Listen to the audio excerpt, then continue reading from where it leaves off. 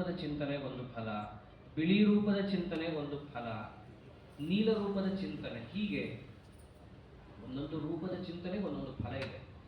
ಇದರ ವಿಸ್ತಾರವಾದ ವರ್ಣನೆ ಎಲ್ಲಿ ಬರುತ್ತೆ ಅಂತಂದರೆ, ವಸುದೇವ ಕೃಷ್ಣ ಪರಮಾತ್ಮ ಯಾವಾಗ ದರ್ಶನವನ್ನು ಕೊಡ್ತಾನೋ ಕಾರಾಗಾರದಲ್ಲಿ, ಅವನು ಸ್ತೋತ್ರ ಮಾಡುತ್ತಾ, ಪರಮಾತ್ಮ ಇವಾಗ ನೀನು ಕೃಷ್ಣ ರೂಪ ತಗೊಂಡು ಬರೋದಕ್ಕಿರುವ ಫಲವನ್ನು ನಾನು ಅರಿತಿದ್ದೇನೆ ಅಂತ ಹೇಳುವ ಪ್ರಸಂಗದಲ್ಲಿ ನಾನಾ ರೂಪಗಳ ಚಿಂತನೆಯಿಂದಾಗುವ ಪ್ರಯೋಜನವನ್ನು ಅಲ್ಲಿ ತಿಳಿಸಿದ್ದಾನೆ. ಭಾಗವತದ ದಶಮಸ್ಕಂದವನ್ನು ವಿಸ್ತಾರವಾಗಿ ಕೇಳುವಾಗ ಇದು ಅಲ್ಲಲ್ಲೇ ಬರುತ್ತೆ. ಹಾಗೆ ಕೆಂಪು ರೂಪದ ಚಿಂತನೆಯನ್ನು ಮಾಡೋದು ಯಾವಾಗ? ಆರಂಭದಲ್ಲಿ ನಮಗೇನಾದರೂ ಕೆಲಸದ ಆರಂಭ ಸರಿಯಾಗಿ ನಿರ್ವಿಘ್ನವಾಗಿ ಆಗಬೇಕಾದರೆ, ನಮ್ಮ ಸಾಧನೆಯಲ್ಲಿ ಯಾವ ವಿಘ್ನವೂ ಬಾರದಂತೆ ಹಿಡಿದ ಕೆಲಸ ಪೂರ್ಣವಾಗಬೇಕಾದರೆ ಭಗವಂತನ ರೂಪದ ಬಣ್ಣ ಯಾವುದಾಗಿರುತ್ತದೋ ಕೆಂಪು ಬಣ್ಣದ ಚಿಂತನೆ ಆಗಿರಬೇಕು. ಅದಕ್ಕೆ ನಮ್ಮ ಸಾಧನೆಯಲ್ಲಿ ನಿತ್ಯ ಯಾವ ಬಣ್ಣದ ಚಿಂತನೆ ಇದೆ?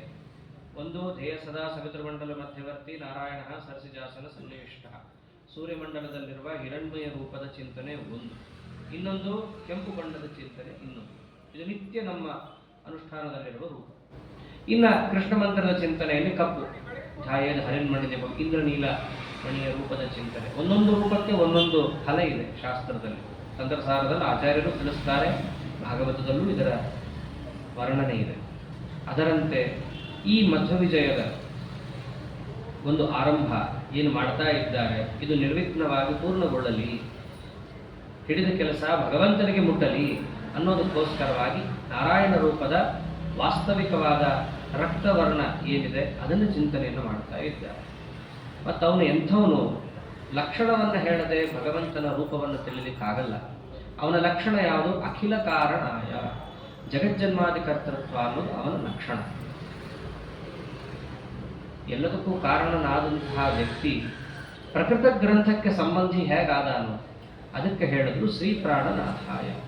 ಶ್ರೀ ಲಕ್ಷ್ಮೀದೇವಿ, ಪ್ರಾಣ ಅಂದ್ರೆ ಮುಖ್ಯ ಪ್ರಾಣದೇವರು, ಇವರಿಗೂ ಕೂಡ ನಾಥ ಅಂದ್ರೆ ಒಡೆಯ ಈತನೇ.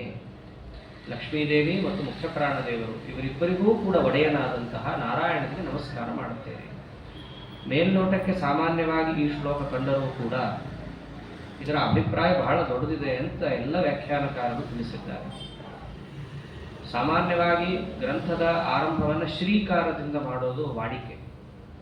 ಶ್ರೇಯಃಪ್ರತ್ಯಯ ನಿತ್ಯ ಅಥವಾ ಬೇರೆ ಮಹಾಕಾವ್ಯಗಳಲ್ಲಿ ನೋಡಿದ್ರೆ ಶ್ರೇಯಃಪ್ರತಿ ಶ್ರೀಮತಿ ಶಾಸಕಂ ಜಗತ್ ಅಂತ ದೊಡ್ಡ ದೊಡ್ಡ ಕಾವ್ಯಗಳಲ್ಲಿಯೂ ಶ್ರೀಕಾರದಿಂದ ಆರಂಭ ಮಾಡಿದ್ರೆ ಒಂದು ಸಂಪತ್ ಕಾವ್ಯ ಅಂತ. ಆದರೆ ಇಲ್ಲಿ ವಿಶೇಷವಾಗಿ ಪಂಡಿತಾಚಾರ್ಯರು ಕಕಾರದಿಂದ ಆರಂಭ ಮಾಡ್ತಾರೆ. ಕಾಂತಾಯ, ಕಾಂತ ಅಂದ್ರೂ ಮನೋಹರವಾದದ್ದು ಅಂತ ಒಂದರ್ಥ. ಕ ಅನ್ನೋದೇನೆ ಒಂದು ವಿಲಕ್ಷಣವಾದ ವಿಶಿಷ್ಟವಾದ ಅಕ್ಷರ. ಸ್ವರಾಕ್ಷರ ಮುಗಿದು ವ್ಯಂಜನಾಕ್ಷರ ಶುರುವಾಗೋದು ಕಕಾರದಿಂದ. ಕ ಅನ್ನೋದು ಸುಖ ಅನ್ನೋ ಅರ್ಥವನ್ನು ತಿಳಿಸುತ್ತೆ. ಮತ್ತು ಈ ಮಧ್ವವಿಜಯವನ್ನು ಆನಂದಾಂಕ ಅಂತ ಕೂಡ ಕರೆದಿದ್ದಾರೆ. ಆನಂದವನ್ನು ತಂದುಕೊಡುವಂತಹ ಕಾವ್ಯ, ಆನಂದ ತೀರ್ಥರ ಚರಿತ್ರೆಯನ್ನು ವರ್ಣನ ಮಾಡುವ ಕಾವ್ಯ. ಆದ್ದರಿಂದ ಈ ಕಾವ್ಯದಿಂದ ನಿಮಗೆ ಸಿಗುವಂತಹ ಫಲ ಕ ಅಂದರೆ ಆನಂದ. ಆನಂದ ಎರಡು ಥರ, ಒಂದು ಐಹಿಕ ಆನಂದ, ಇನ್ನೊಂದು ಪಾರತ್ರಿಕ ಆನಂದ. ಎರಡೂ ವಿಧವಾದ ಆನಂದ ನಿಮಗೆ ದೊರಕುತ್ತೆ ಅನ್ನೋ ಅಭಿಪ್ರಾಯವನ್ನು ಸೂಚಿಸುವುದಕ್ಕೋಸ್ಕರವಾಗಿ ಪಂಡಿತಾಚಾರ್ಯರಲ್ಲಿ ಕಕಾರದಿಂದ ತಮ್ಮ ಗ್ರಂಥವನ್ನು ಆರಂಭ ಮಾಡುತ್ತಾ ನಾರಾಯಣ ದೇವರಿಗೆ ನಮಸ್ಕಾರವನ್ನು ಸಲ್ಲಿಸ್ತಾ ಇದ್ದಾರೆ.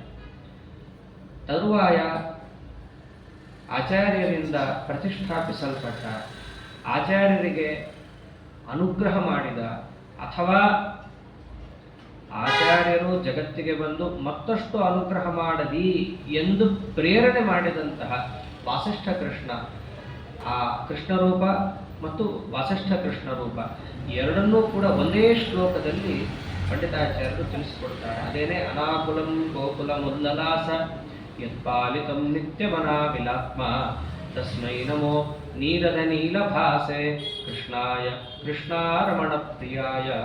ಕೃಷ್ಣಾರಮಣ ಪ್ರಿಯಾಯ, ಕೃಷ್ಣ ಅಂತ ದ್ರೌಪದಿ ದೇವಿ, ಅವರಿಗೆ ರಮಣ ಅಂತಂದ್ರೆ ಒಡೆಯನಾದಂತಹ ಭೀಮಸೇನ ದೇವರು. ಅವರಿಗೆ ಪ್ರಿಯನು ಯಾರು? ಕೃಷ್ಣ ಮತ್ತು ವೇದವ್ಯಾಸ ಇಬ್ಬರೂ ಭೀಮಸೇನ ದೇವರಿಗೆ ಅತ್ಯಂತ ಪ್ರಿಯರು. ಏನು ಮಾಡಿದ್ದಾನ ಆ ರೂಪದಿಂದ? ಯಾವ ವೇದಗಳ ಸಮೂಹ ಪರಮಾತ್ಮ ಬರೋದಕ್ಕೂ ಮುಂಚೆ ವಿಫಲಗೊಂಡಿತ್ತೋ, ಅಪಾರ್ಥಗೊಂಡಿತ್ತೋ, ವಿರೂಪಗೊಂಡಿತ್ತೋ, ಅದೆಲ್ಲವನ್ನೂ ಕೂಡ ತಾನು ಸರಿ ಮಾಡಿದ. ದೇವರು ಬಂದ ಮೇಲೆ ಆ ವೇದಾಭಿಮಾನಿ ದೇವತೆಗಳೆಲ್ಲರೂ ಕುಣಿದಾಡ್ಲಿಕ್ಕೆ ಶುರು ಮಾಡಿದ್ರು. ನಮ್ಮನ್ನು ರಕ್ಷಣೆ ಮಾಡ್ಲಿಕ್ಕೆ ಒಬ್ಬ ಬಂದ ಅಂತ ಹೇಳಿ. ಇದು ವೇದಗಳ ಕಥೆ. ಆದರೆ ಗೋವುಗಳ ಕಥೆಯೂ ಅದೇ ಆಗಿತ್ತು. ಅಜಗಳಂತಿದ್ದ ಕರುಗಳು ಗಜಗಳಂತೆ ಮೆರೆದವು ಅಂತ. ಹಾಗೆ ಕೃಷ್ಣ ಪರಮಾತ್ಮ ಹಸುಗಳನ್ನು ಕಾದಿದ್ದು. ಇದನ್ನ ಆಚಾರ್ಯರು ಯಮಕ ಭಾರತದಲ್ಲಿ ಇನ್ನೂ ಚೆನ್ನಾಗಿ ಹೇಳ್ತಾರೆ. ಬವೃಧೇ ಗೋಕುಲ ಮಥ್ಯಾತ್ ಯೋ ದೇವೋ ವಿಶ್ವಮದ್ಭುತಾಕುಲ ಮಥ್ಯಾತ್. ಬವೃಧೇ ಗೋಕುಲಂ, ಗೋಕುಲವು ಬೆಳೆಯಿತು ಅಂತ ಆಚಾರ್ಯರು ಹೇಳ್ತಾರೆ. ಒಬ್ಬರ ಮನೆಯಲ್ಲಿ ಒಂದಿದ್ದ ಹಸು 10 ಆಯಿತು, 10 ಇದ್ದದ್ದು 100, 100 ಇದ್ದದ್ದು 1000, 1000 ಇದ್ದದ್ದು 10,000. ಹೀಗೆ ಆ ಗೋವುಗಳ ಸಮೂಹವನ್ನು ಕೃಷ್ಣ ಪರಮಾತ್ಮನ ಸನ್ನಿಧಾನ ಮಾತ್ರದಿಂದ ವೃದ್ಧಿಯಾದದ್ದನ್ನ ಭಾಗವತ, ಮಹಾಭಾರತ ಮುಂತಾದವುಗಳದ್ದೇನಿದೆ ಅದನ್ನು ಪಂಡಿತಾಚಾರ್ಯರು ಸಂಗ್ರಹ ಮಾಡುತ್ತಾರೆ. ಉಲ್ಲಲಾಸ, ಚೆನ್ನಾಗಿ ಶೋಭಿಸಿದವು.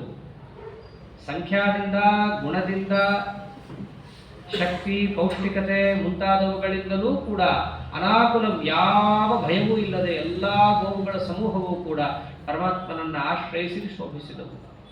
ಹೀಗೆ ಎಲ್ಲ ಗೋವುಗಳಿಗೆ ಆಶ್ರಯ ಕೊಟ್ಟಂತಹ ಕೃಷ್ಣ ಪರಮಾತ್ಮ. ಅದರಂತೆ ಗೋ ಅಂತಂದ್ರೆ ವೇದಗಳು, ಅವುಗಳ ಸಮೂಹಕ್ಕೂ ಕೂಡ ಯಾವ ಭಯವೂ ಬಾರದಂತೆ ಅದನ್ನ ರಕ್ಷಣೆ ಮಾಡಿದಂತಹ ಯಾದವ ಕೃಷ್ಣ, ವಾಸಿಷ್ಠ ಕೃಷ್ಣ, ಈ 2 ರೂಪಗಳೇನಿದ್ದಾವೆ ಇದು ವಿಶೇಷವಾಗಿ ಸ್ತುತ್ಯವಾದ ರೂಪ. ಆಚಾರ್ಯರು ತಂತ್ರಸಾರ ಸಂಗ್ರಹದಲ್ಲಿ ವಿಶೇಷವಾಗಿ ಹೇಳ್ತಾರೆ ಈ ಮಾತನ್ನು. ವಾಸಿಷ್ಠ ವೃಷ್ಣಿಪ್ರವರ ಮಂತ್ರಗಳೇನಿದ್ದಾವೆ, ಮಂತ್ರಾಸ್ತತ್ರಾಪಿ ವೀರ್ಯದಾಹ ಸಿದ್ಧಿದಾಹ. ತಂತ್ರಸಾರ ಸಂಗ್ರಹದಲ್ಲಿ ಎಷ್ಟೋ ಮಂತ್ರಗಳನ್ನು ಹೇಳಿದ್ದಾರೆ ಆಚಾರ್ಯರು. ಆ ಎಷ್ಟೋ ಮಂತ್ರಗಳಲ್ಲಿ ಶ್ರೀಕರ ನಾರಾಯಣ ಇದೆ, ಭೂವರಾಹ ಇದೆ, ಎಷ್ಟೋ ಇದೆ. ಆ ಎಲ್ಲಾ ಮಂತ್ರಗಳು ಕೂಡ ಆಚಾರ್ಯರು ಸಿದ್ಧಿಪ್ರದ ಅಂತಾನೆ ಹೇಳಿದ್ದಾರೆ. ಆದರೆ ವಿಶೇಷವಾಗಿ ಕಲಿಯುಗದಲ್ಲಿ ಈ 2 ಮಂತ್ರಗಳು, ಯಾವುದು ಕೃಷ್ಣ ಮಂತ್ರ, ಇನ್ನೊಂದು ವ್ಯಾಸ ಮಂತ್ರ, ಈ 2 ಮಂತ್ರಗಳು ಇನ್ನಷ್ಟು ಸಿದ್ಧಿಯನ್ನು ಕೊಡುವಂತಹದ್ದು. ಮಂತ್ರಾಸ್ತತ್ರಾಪಿ ವೀರ್ಯದ, ಅಷ್ಟು ಶಕ್ತಿಪ್ರದವಾದ ಮಂತ್ರ. ಅದಕ್ಕೆ ಕಲಿಯುಗದಲ್ಲಿ ವಿಶೇಷವಾಗಿ 2 ರೂಪಕ್ಕೆ ಪ್ರಾಧಾನ್ಯ. ಅದರಲ್ಲೂ ಒಂದು ರೂಪಕ್ಕೆ, ಕೃಷ್ಣ ರೂಪಕ್ಕೆ ಕಲವು ಕೃಷ್ಣ ಪ್ರಶಸ್ಯತೆ ಅಂತ ಭಾಗವತದಲ್ಲೇ ಇದೆ. ಅದರಂತೆ ಆ ಕೃಷ್ಣ ರೂಪದ ಜ್ಞಾನ ನಮಗೆ ಆಗಬೇಕಂದ್ರೆ ಆ ಕೃಷ್ಣ ರೂಪದ ವರ್ಣನೆಯಿಂದ ಜಗತ್ತಿಗೆ ಕೊಟ್ಟ ಮಹಾನುಭಾವ ವೇದವ್ಯಾಸ ದೇವರು. ಅವನ ಚಿಂತನೆಯೂ ಕೂಡ ಅಷ್ಟೇ ಮಹತ್ವ ಕಲಿಯುಗದಲ್ಲಿ. ಅದಕ್ಕೆ ಆ 2 ರೂಪವನ್ನು ವಿಶೇಷವಾಗಿ ಪಂಡಿತಾಚಾರ್ಯರು ಇಲ್ಲಿ ಕೊಂಡಾಡಿ ತೋರಿಸಿದ್ದಾರೆ.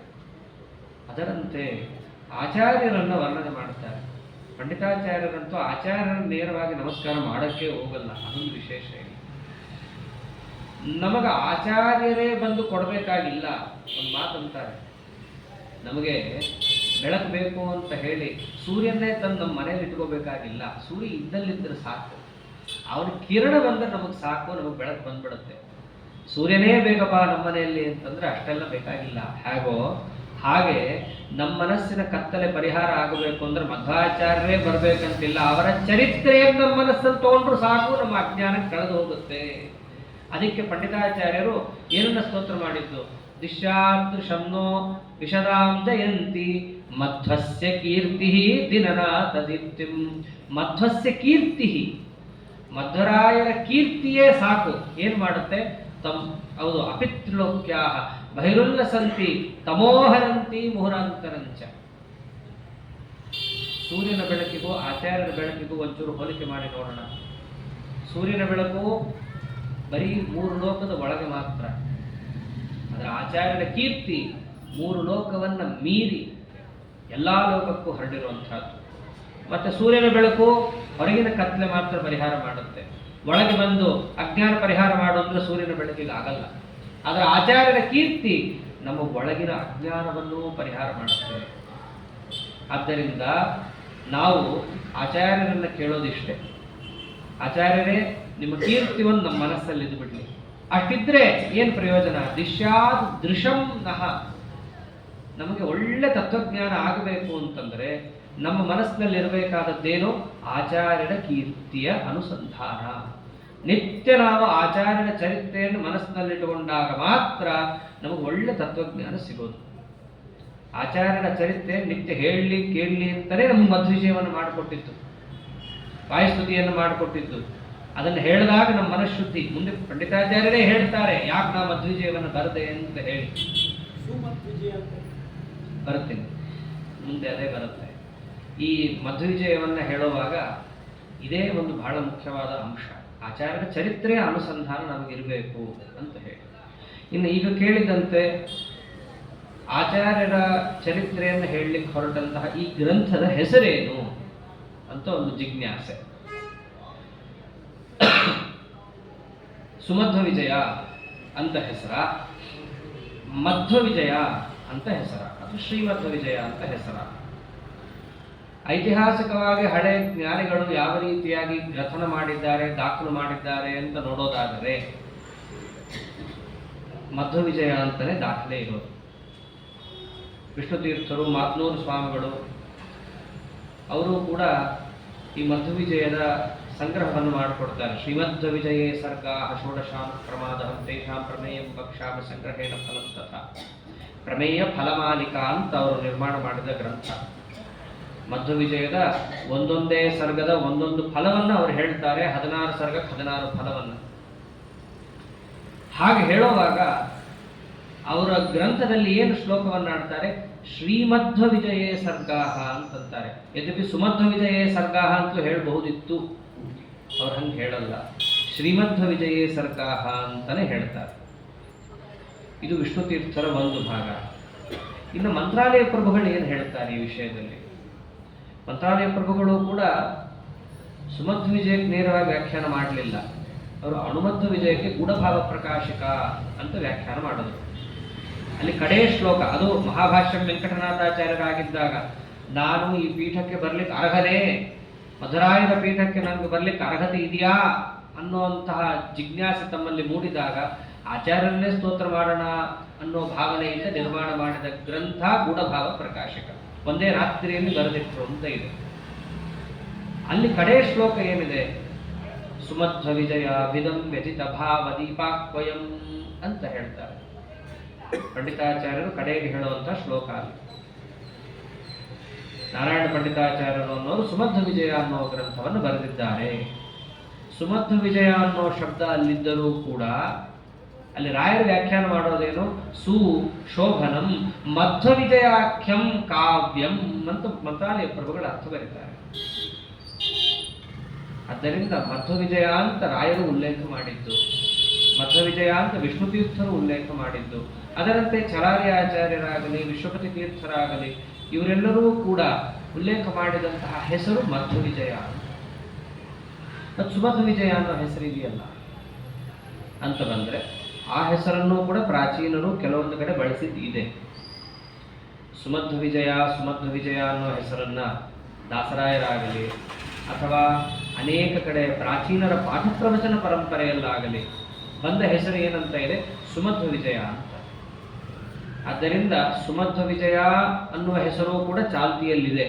ಪ್ರಾಚೀನರ ದಾಖಲೆಯನ್ನು ನೋಡೋದಾದರೆ ಮಧ್ವ ವಿಜಯ ಅನ್ನೋದೇ ದಾಖಲೆಯಲ್ಲಿ ಸಿಗುವಂತಹದ್ದು. ಹೀಗೆ ನೋಡೋದು ಅಷ್ಟೇ ಅಲ್ಲದೇನೆ ಮಧ್ವ ವಿಜಯದ ಒಳಗೇನೆ ನಾರಾಯಣ ಪಂಡಿತಾಚಾರ್ಯರು ಯಾವ ಹೆಸರನ್ನು ಇಟ್ಟುಕೊಟ್ಟಿದ್ದಾರೆ ಅನ್ನೋದನ್ನು ನೋಡೋದಾದ್ರೆ 10ನೇ ಸರ್ಗದಲ್ಲಿ ಒಂದು ಬಂಧ ಕಾವ್ಯ ಇದೆ. ಧನ್ಯೋ ಮಹ್ಯತನಾಕಿನ ಮಹಿತಹೃತ್ ಬಾಣ ಸಮೋಜಸ್ಸೆಯ ಮಧ್ವೋಧ್ವಸ್ತ ದುರಾಗಮೋಗ್ರ ಹಿಮವು ಶ್ರೀಕಾಮ ಮಾಯಾಮ್ಯಹೃತ್ ವಿಷ್ಣುಂ ವಿಶ್ವಜಯಪ್ರದಂ ಸಹಿನಮನ್ ಸೇವ್ಯಂ ಸಸೌಖ್ಯಂ ಮುದಾ ದಾಕ್ಷಾ ಶ್ರೀಧರ ಮಾಮಯಾದಿ ವಿರಹಿ ಯೋಗಿ ಸುಹೃತ್ ಸರ್ವದಾ ಅಂತ ಒಂದು ಬಂಧ ಶ್ಲೋಕ. ಇದು ಚಕ್ರಬಂಧವನ್ನು ಹೇಳುತ್ತೆ. ಈ ಚಕ್ರಬಂಧದ ಮಹತ್ವ ಏನು ಅಂತಂದ್ರೆ, ಈ ಶ್ಲೋಕ ಚಕ್ರದ ಆಕಾರದಲ್ಲಿ ನಿರ್ಮಾಣ ಮಾಡಬಹುದು. ಆ ಶ್ಲೋಕದಲ್ಲಿ ಈ ಗ್ರಂಥದ ಹೆಸರೇನು, ಈ ಗ್ರಂಥವನ್ನು ಬರೆದವ ಯಾರು, ಇವೆರಡನ್ನೂ ಕೂಡ ನಿರ್ದೇಶನ ಮಾಡಿರ್ತಾರೆ. ಒಂದು ಅಕ್ಷರಗಳ ಜೋಡಣೆಯಿಂದ ಅದು ಗೊತ್ತಾಗುತ್ತೆ. ಅಲ್ಲಿ ಏನಿದೆ? ಮಧ್ವ ವಿಜಯ ಕಾವ್ಯಂ ಅಂತಿದೆ. ಮಧ್ವ ವಿಜಯಕಂ ಅಂತ ಪಂಡಿತಾಚಾರ್ಯರು ಉಲ್ಲೇಖ ಮಾಡ್ತಾರೆ. ಬರೆದವರು ನಾರಾಯಣ ಕೃತಂ ಅಂತ ಹೀಗೆ ಬರುತ್ತಲ್ಲಿ. ಅಂದರೆ ಮಧ್ವ ವಿಜಯ ಅಥವಾ ಸುಮಧ್ವ ವಿಜಯ ಏನೇ ನಾವು ಕರೆದರೂ ಕೂಡ ಆ ಗ್ರಂಥದ ಒಳಗೆ ಯಾವ ಹೆಸರಿದೆ ಅಂತ ನಾವು ಗಮನಿಸಿದಾಗ ಅಲ್ಲಿ ಸು ಅನ್ನೋದನ್ನ ಸೇರಿಸದೆ ಮಧ್ವ ಅನ್ನುವ ಹೆಸರಿಂದ ಕಾವ್ಯದ ನಾಮಧೇಯವನ್ನ ಪಂಡಿತಾಚಾರ್ಯರು ಕೂಡ ಗ್ರಥನ ಮಾಡಿ ಕೊಟ್ಟಿದ್ದಾರೆ. ಹಾಗಾಗಿ ಇವೆಲ್ಲ ಆಧಾರದಿಂದ ನಾವು ನೋಡಿದಾಗ ಎರಡಕ್ಕೆ ನಾವು ಒಪ್ಪಬೇಕಾಗತ್ತೆ. ಒಂದು, ಪ್ರಾಚೀನರ ಉಲ್ಲೇಖ ಇದೆ ಮಧ್ವವಿಜಯ ಅಂತ, ಮಧ್ವವಿಜಯ ಅನ್ನುವ ಹೆಸರನ್ನು ಕರೆಯಬಹುದು, ತಪ್ಪೇ ಇಲ್ಲ. ಮತ್ತೊಂದೇನು, ಅದೇ ಪಾಠ ಪ್ರವಚನ ಪರಂಪರೆಯಲ್ಲಿ ನಮ್ಗೆ ಇನ್ನೊಂದು ಹೆಸರು ಬಂದಿದೆ, ಸುಮಧ್ವಿಜಯ ಅನ್ನೋದು ಬಂದಿದೆ ನಮಗೆ ಕರೆಯೋದು. ಆದ್ದರಿಂದ ಎರಡನ್ನೂ ಕರೆಯಬಹುದು. ಅದರ ಉಲ್ಲೇಖವನ್ನೇ ನಾವು ಹಿಡಿತೀವಿ ಅಂತಂದ್ರೆ ಮಧ್ವಿಜಯ ಅನ್ನೋದೇ ಅಲ್ಲಿ ಸೂಕ್ತವಾದಂತಹ ಅಂಶ ಆಗುತ್ತೆ ಅನ್ನೋದು ಇಲ್ಲಿ ಕಾಣಬಹುದಾದ. ಇದು ಹೆಸರಿನಲ್ಲಿರುವಂತಹ ಒಂದು ವಿಪ್ರತಿಪತ್ತಿ. ಇದರಂತೆ ಹೊರಗಿನ ಮತ್ತೊಂದು ಅಂಶ ನೋಡೋದೇ ಆದರೆ 1008 ಶ್ಲೋಕನೋ 1006 ಶ್ಲೋಕನೋ ಅಂತಲೂ ಒಂದು. ನಮಗೆಲ್ಲ ಪಾಠ ಹೇಳಬೇಕಾದ್ರೆ ಹೇಳಂಥದ್ದು 1008 ಶ್ಲೋಕಗಳು ಅಂತ. 1006 ಯಾಕೆ ಅಂದರೆ 2 ಪ್ರಕ್ಷಿಪ್ತ ಶ್ಲೋಕಗಳಿವೆ. 11ನೇ ಸರ್ಗದಲ್ಲಿ 2 ಬರುತ್ತೆ. ಅದು ಬಿಟ್ಟರೆ ಉಳಿದ 11ನೇ ಸರ್ಗ ಬಿಟ್ಟು ಉಳಿದ 15 ಸರ್ಗಗಳಲ್ಲಿ ಯಾವ ಪ್ರಕ್ಷಿಪ್ತ ಶ್ಲೋಕಗಳು ಇಲ್ಲ.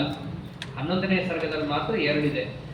ಅದನ್ನು ಸೇರಿಸಿದರೆ 1008, ಅದನ್ನು ಬಿಟ್ಟರೆ 1006. ಒಟ್ಟಿನಲ್ಲಿ 1008 ಶ್ಲೋಕಗಳು ಅಂತಲೇ ಛಲಾರಿ ಆಚಾರ್ಯರು ಮುಂತಾದ ದೊಡ್ಡ ದೊಡ್ಡ ವ್ಯಾಖ್ಯಾನಕಾರರು ನಮಗೆ ವ್ಯಾಖ್ಯಾನ ಮಾಡಿ ತಿಳಿಸಿದಂತಹ ಸಂಖ್ಯೆ. ಇದು ಹೊರಗಿನ ದೃಷ್ಟಿ.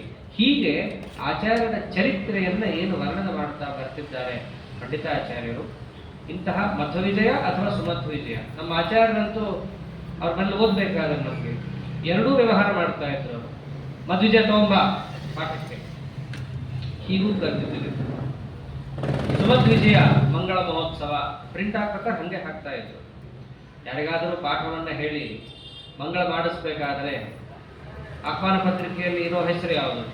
ಸುಮಧ್ವಿಜಯ ಅಂತ ಹಾಕಿಸ್ತಾ ಇದ್ರು. ಆದರೆ ನಿತ್ಯ ಮನೆಯಲ್ಲೆಲ್ಲ ವ್ಯವಹಾರ ಮಾಡಬೇಕಾದ್ರೆ ಯಾವ ಪಾಠ ಹಾಕ್ತಾರೆ? ಮಧ್ವಿಜಯ ಆಗ್ತಾ ಇದೆ. ಹೀಗೂ ವ್ಯವಹಾರ ಮಾಡ್ತಾ ಇದ್ರು ನಮ್ಮ ಆಚಾರ್ಯ ಮನೆಯಲ್ಲಿ. ಹಾಗಾಗಿ ಈ ದೃಷ್ಟಿಯಿಂದ ನೋಡಿದಾಗ ಸುಮಧ್ವಿಜಯ ಅಂತಲೂ ವ್ಯವಹಾರ ನೋಡಿದ್ದೀನಿ, ಮಧ್ವವಿಜಯ ಅನ್ನೋ ವ್ಯವಹಾರ ಪ್ರಾಚೀನರಿಂದಲೂ ನಾನು ನೋಡ್ತಾ ಬಂದಿದ್ದೀನಿ. ಈ ದೃಷ್ಟಿಯಲ್ಲಿ ಮಧ್ವವಿಜಯದ ಕಾವ್ಯವನ್ನು ಇಲ್ಲಿ ನಾವು ನೋಡಬಹುದು. ಇಂತಹ ಆಚಾರ್ಯರ ಚರಿತ್ರೆ ನಮ್ಮ ಮನಸ್ಸಿನಲ್ಲಿ ಇದ್ರೆ ಸಾಕು, ನಮ್ಮ ಅಜ್ಞಾನವೆಲ್ಲ ಪರಿಹಾರವಾಗುತ್ತೆ ಅಂತ ತಿಳಿಸ್ತಾ, ಅದರಂತೆ ತಮ್ಮ ಗುರುಗಳು ನಾರಾಯಣ ಪಂಡಿತಾಚಾರ್ಯರ ಗುರುಗಳು ತ್ರಿವಿಕ್ರಮ ಪಂಡಿತಾಚಾರ್ಯರು. ಯದ್ಯಪಿ ಆಚಾರ್ಯರನ್ನ ಕಣ್ಣಾರೆ ಕಂಡು ಅವರ ಚರಿತ್ರೆಯನ್ನ ಬರೆದಂಥ ಮಹಾನುಭಾವರು ನಾರಾಯಣ ಪಂಡಿತಾಚಾರ್ಯರು. ಇಂಥ ಐತಿಹಾಸಿಕ ಕಾವ್ಯ ಎಲ್ಲೂ ಸಿಗಲ್ಲ ನಮಗೆ. ಐತಿಹಾಸಿಕ ಕಾವ್ಯಕ್ಕೆ ಮಹತ್ವ ಯಾವಾಗ? ಯಾವ ವ್ಯಕ್ತಿಯ ಕುರಿತಾಗಿ ಇವನು ಗ್ರಥನ ಮಾಡುತ್ತಾನೋ ಆ ವ್ಯಕ್ತಿಯನ್ನ ಈತ ಕಣ್ಣಾರೆ ಕಂಡಿದ್ದರೆ ಆ ಗ್ರಂಥಕ್ಕೆ ಮಹತ್ವ ಹೆಚ್ಚು. ಐ ವಿಟ್ನೆಸ್ ಅಂತಾರಲ್ಲ ಹಾಗೆ. ಯಾವುದೋ 500 ವರ್ಷದಿಂದ ಆದವನನ್ನು ಇವತ್ತು ಕೂತ್ಕೊಂಡು ಯಾರ್ಯಾರೋ ಹೇಳಿದ್ದನ್ನು ಕೇಳಿ ಬರೆಯುವಂತಹ ಒಂದು ಗ್ರಂಥಕ್ಕೆ ಮಹತ್ವ ಇಲ್ಲ, ಹೆಚ್ಚು ಮಹತ್ವ ಕೊಡೋಕ್ಕಾಗಲ್ಲ. ಆದರೆ ಸಮಕಾಲೀನರು ಏನನ್ನ ಗ್ರಥನ ಮಾಡುತ್ತಾರೋ ಅದಕ್ಕೆ ತುಂಬ ಮಹತ್ವ ಇದೆ. ಹಾಗಾಗಿ ಆಚಾರ್ಯರನ್ನ ನೇರವಾಗಿ ಕಂಡಂತಹ ವ್ಯಕ್ತಿಗಳು ನಾರಾಯಣ ಪಂಡಿತಾಚಾರ್ಯರು. ಆಚಾರ್ಯರಿಗಿಂತಲೂ ತುಂಬ ಸಣ್ಣವರು ವಯಸ್ಸಿನಲ್ಲಿ ಐತಿಹಾಸಿಕವಾಗಿ ನೋಡಿದರು. ಆಚಾರ್ಯರ ಜೊತೆ 15 ದಿವಸಗಳ ಕಾಲ ವಾದ ಯುದ್ಧವನ್ನು ಮಾಡಿ ಅವರಲ್ಲಿ ಸೋತು ಶಿಷ್ಯತ್ವವನ್ನು ವಹಿಸಿ ಇಡೀ ಮಧ್ವ ಸಮಾಜಕ್ಕೆ ಭಾಷ್ಯದ ಅರ್ಥವನ್ನು ತೆಕ್ಕೊಟ್ಟಂತಹ ಮಹಾನುಭಾವರು ತ್ರಿವಿಕ್ರಮ ಪಂಡಿತಾಚಾರ್ಯರಿದ್ರಲ್ಲ, ಅವರು ಆಚಾರ್ಯರ ಕಾಲದಲ್ಲಿದ್ದವರು, ಸಮಕಾಲೀನರು ಅಂತ ಹೇಳಬಹುದು. ಆದರೆ ನಾರಾಯಣ ಪಂಡಿತಾಚಾರ್ಯರು ಬಹಳ ಸಣ್ಣವರು, ಆಚಾರ್ಯರನ್ನ ಬಹಳ ಕಮ್ಮಿ ನೋಡಿದವರು, ಪಂಡಿತಾಚಾರ್ಯರ ಮಕ್ಕಳು. ಆದ್ದರಿಂದ ಪಂಡಿತಾಚಾರ್ಯರು ನೋಡಿದಷ್ಟು ನಾರಾಯಣ ಪಂಡಿತಾಚಾರ್ಯರು ನೋಡಿಲ್ಲ. ಆದ್ದರಿಂದ ಅವರು ಪಾಠವನ್ನು ಹೇಳಿಸ್ಕೊಂಡಿದ್ದು ಕೂಡ ಯಾರಲ್ಲಿ? ತ್ರಿವಿಕ್ರಮ ಪಂಡಿತಾಚಾರ್ಯರಲ್ಲಿ ಹೊರತು ಆಚಾರ್ಯರಿಂದ ಅವರಿಗೆ ಪಾಠ ಆಗಿಲ್ಲ. ಯಾಕಂದ್ರೆ ಬಹಳ ಸಣ್ಣವರು. ಹಾಗಾಗಿ ಅವರನ್ನು ಗುರುಗಳು ಅಂತ ಯಾರನ್ನು ಕರೀತಾರೆ? ತ್ರಿವಿಕ್ರಮಾರ್ಯಾನ್ನ ಪ್ರಣಮಾಮಿ ಮರ್ಯ ಅಂತ. ನಮ್ಮ ಗುರುಗಳು ಯಾರು ಅಂತಂದ್ರೆ ಅದು ತ್ರಿವಿಕ್ರಮ ಪಂಡಿತಾಚಾರ್ಯರು. ಅವರು ಸಾಮಾನ್ಯ ಅಲ್ಲ. ತಮೋನುದಾನಂದ ಮವಾಪಲೋಕ ತತ್ವಪ್ರದೀಪಾ ಕೃತಿಗೋ ಗಣೇನ ಯದಾಸ್ಯ ಶೀತಾಂಶುಭುವ ಗುರೂನ್ ಸ್ಥಾನ್ ತ್ರಿವಿಕ್ರಮಾರ್ಯಾನ್ ಪ್ರಣಮಾಮಿ ಮರ್ಯ. ನಮ್ಮ ತಂದೆ ಸಾಮಾನ್ಯರಲ್ಲ. ಆಚಾರ್ಯರ ಶ್ರೀಮದ್ ಭಾಷ್ಯದ ಅತಿ ಗಂಭೀರವಾದ ಅರ್ಥವನ್ನ ತಮ್ಮ ಗ್ರಂಥದ ಮೂಲಕ ತೆಗೆದಿಟ್ಟರು. ಅದೇನೇ ತತ್ವಪ್ರದೀಪ. ಅದು ಆಚಾರ್ಯರೇ ಹೇಳಿದ್ದಕ್ಕೆ ಬರೆದ ಗ್ರಂಥ. ಗುರುವಾಜ್ಞಾ ಗೌರವಾದ ಟೀಕಾಂ ಕುರ್ವನ್ ಭಾಷ್ಯಸ್ಯ ದುಷ್ಕರಾಮ್ ಅಂತಾನೆ ಬರುತ್ತೆ. ಆಚಾರ್ಯರ ಶ್ರೀಮದ್ ಭಾಷ್ಯವನ್ನ ಅವರ ಮುಖದಲ್ಲೇ ಕೇಳಿದಂತಹ ಪಂಡಿತಾಚಾರ್ಯರಿಗೆ ಆಚಾರ್ಯರು ಕೊಟ್ಟ ಆದೇಶ ಏನು? ನಮ್ಮ ಗ್ರಂಥಕ್ಕೆ ವ್ಯಾಖ್ಯಾನ ಮಾಡ್ರಿ. ಎಂಥ ಸೌಭಾಗ್ಯ ರೀ! ಆಚಾರ್ಯರೇ ಸ್ವಯಂ ತಮ್ಮ ಗ್ರಂಥಕ್ಕೆ ವ್ಯಾಖ್ಯಾನ ಮಾಡ್ರಿ ಅಂತ ಅವ್ರಿಗೆ ಕೊಡಬೇಕಂದ್ರೆ ಅವ್ರಿಗೆ ಎಷ್ಟು ದೊಡ್ಡ ಅಧಿಕಾರಿಗಳಿರಬೇಕು. ತ್ರಿವಿಕ್ರಮ ಪಂಡಿತಾಚಾರ್ಯರು, ಅಂತಹ ತ್ರಿವಿಕ್ರಮ ಪಂಡಿತಾಚಾರ್ಯರು ನಮ್ಮ ಗುರುಗಳು, ಅವರಿಗೆ ನಾನು ನಮಸ್ಕಾರವನ್ನು ಮಾಡ್ತೀನಿ ಅಂತ ಒಕ್ಕಣಿಕೆಯನ್ನು ಹಾಕಿ ನಾವು ಏನು ಮಾಡಕ್ಕೆ ಹೊರಟಿದ್ದೀವಿ ಅನ್ನೋದನ್ನು ಬಹಳ ಚೆನ್ನಾಗಿ ತಿಳಿಸ್ತಾರೆ. ಅವ್ರು ಹೇಳೋದೇನು? ವಕ್ಷ್ಯಾಮಿ ವಾಯೋರ್ ಅವತಾರ ಲೀಲಾ. ವಾಯುದೇವರ ಅವತಾರ ಲೀಲೆಯನ್ನು ನಾನು ಹೇಳ್ತೀನಿ. ಎಂಥವ್ರವರು ವಾಯುದೇವರು?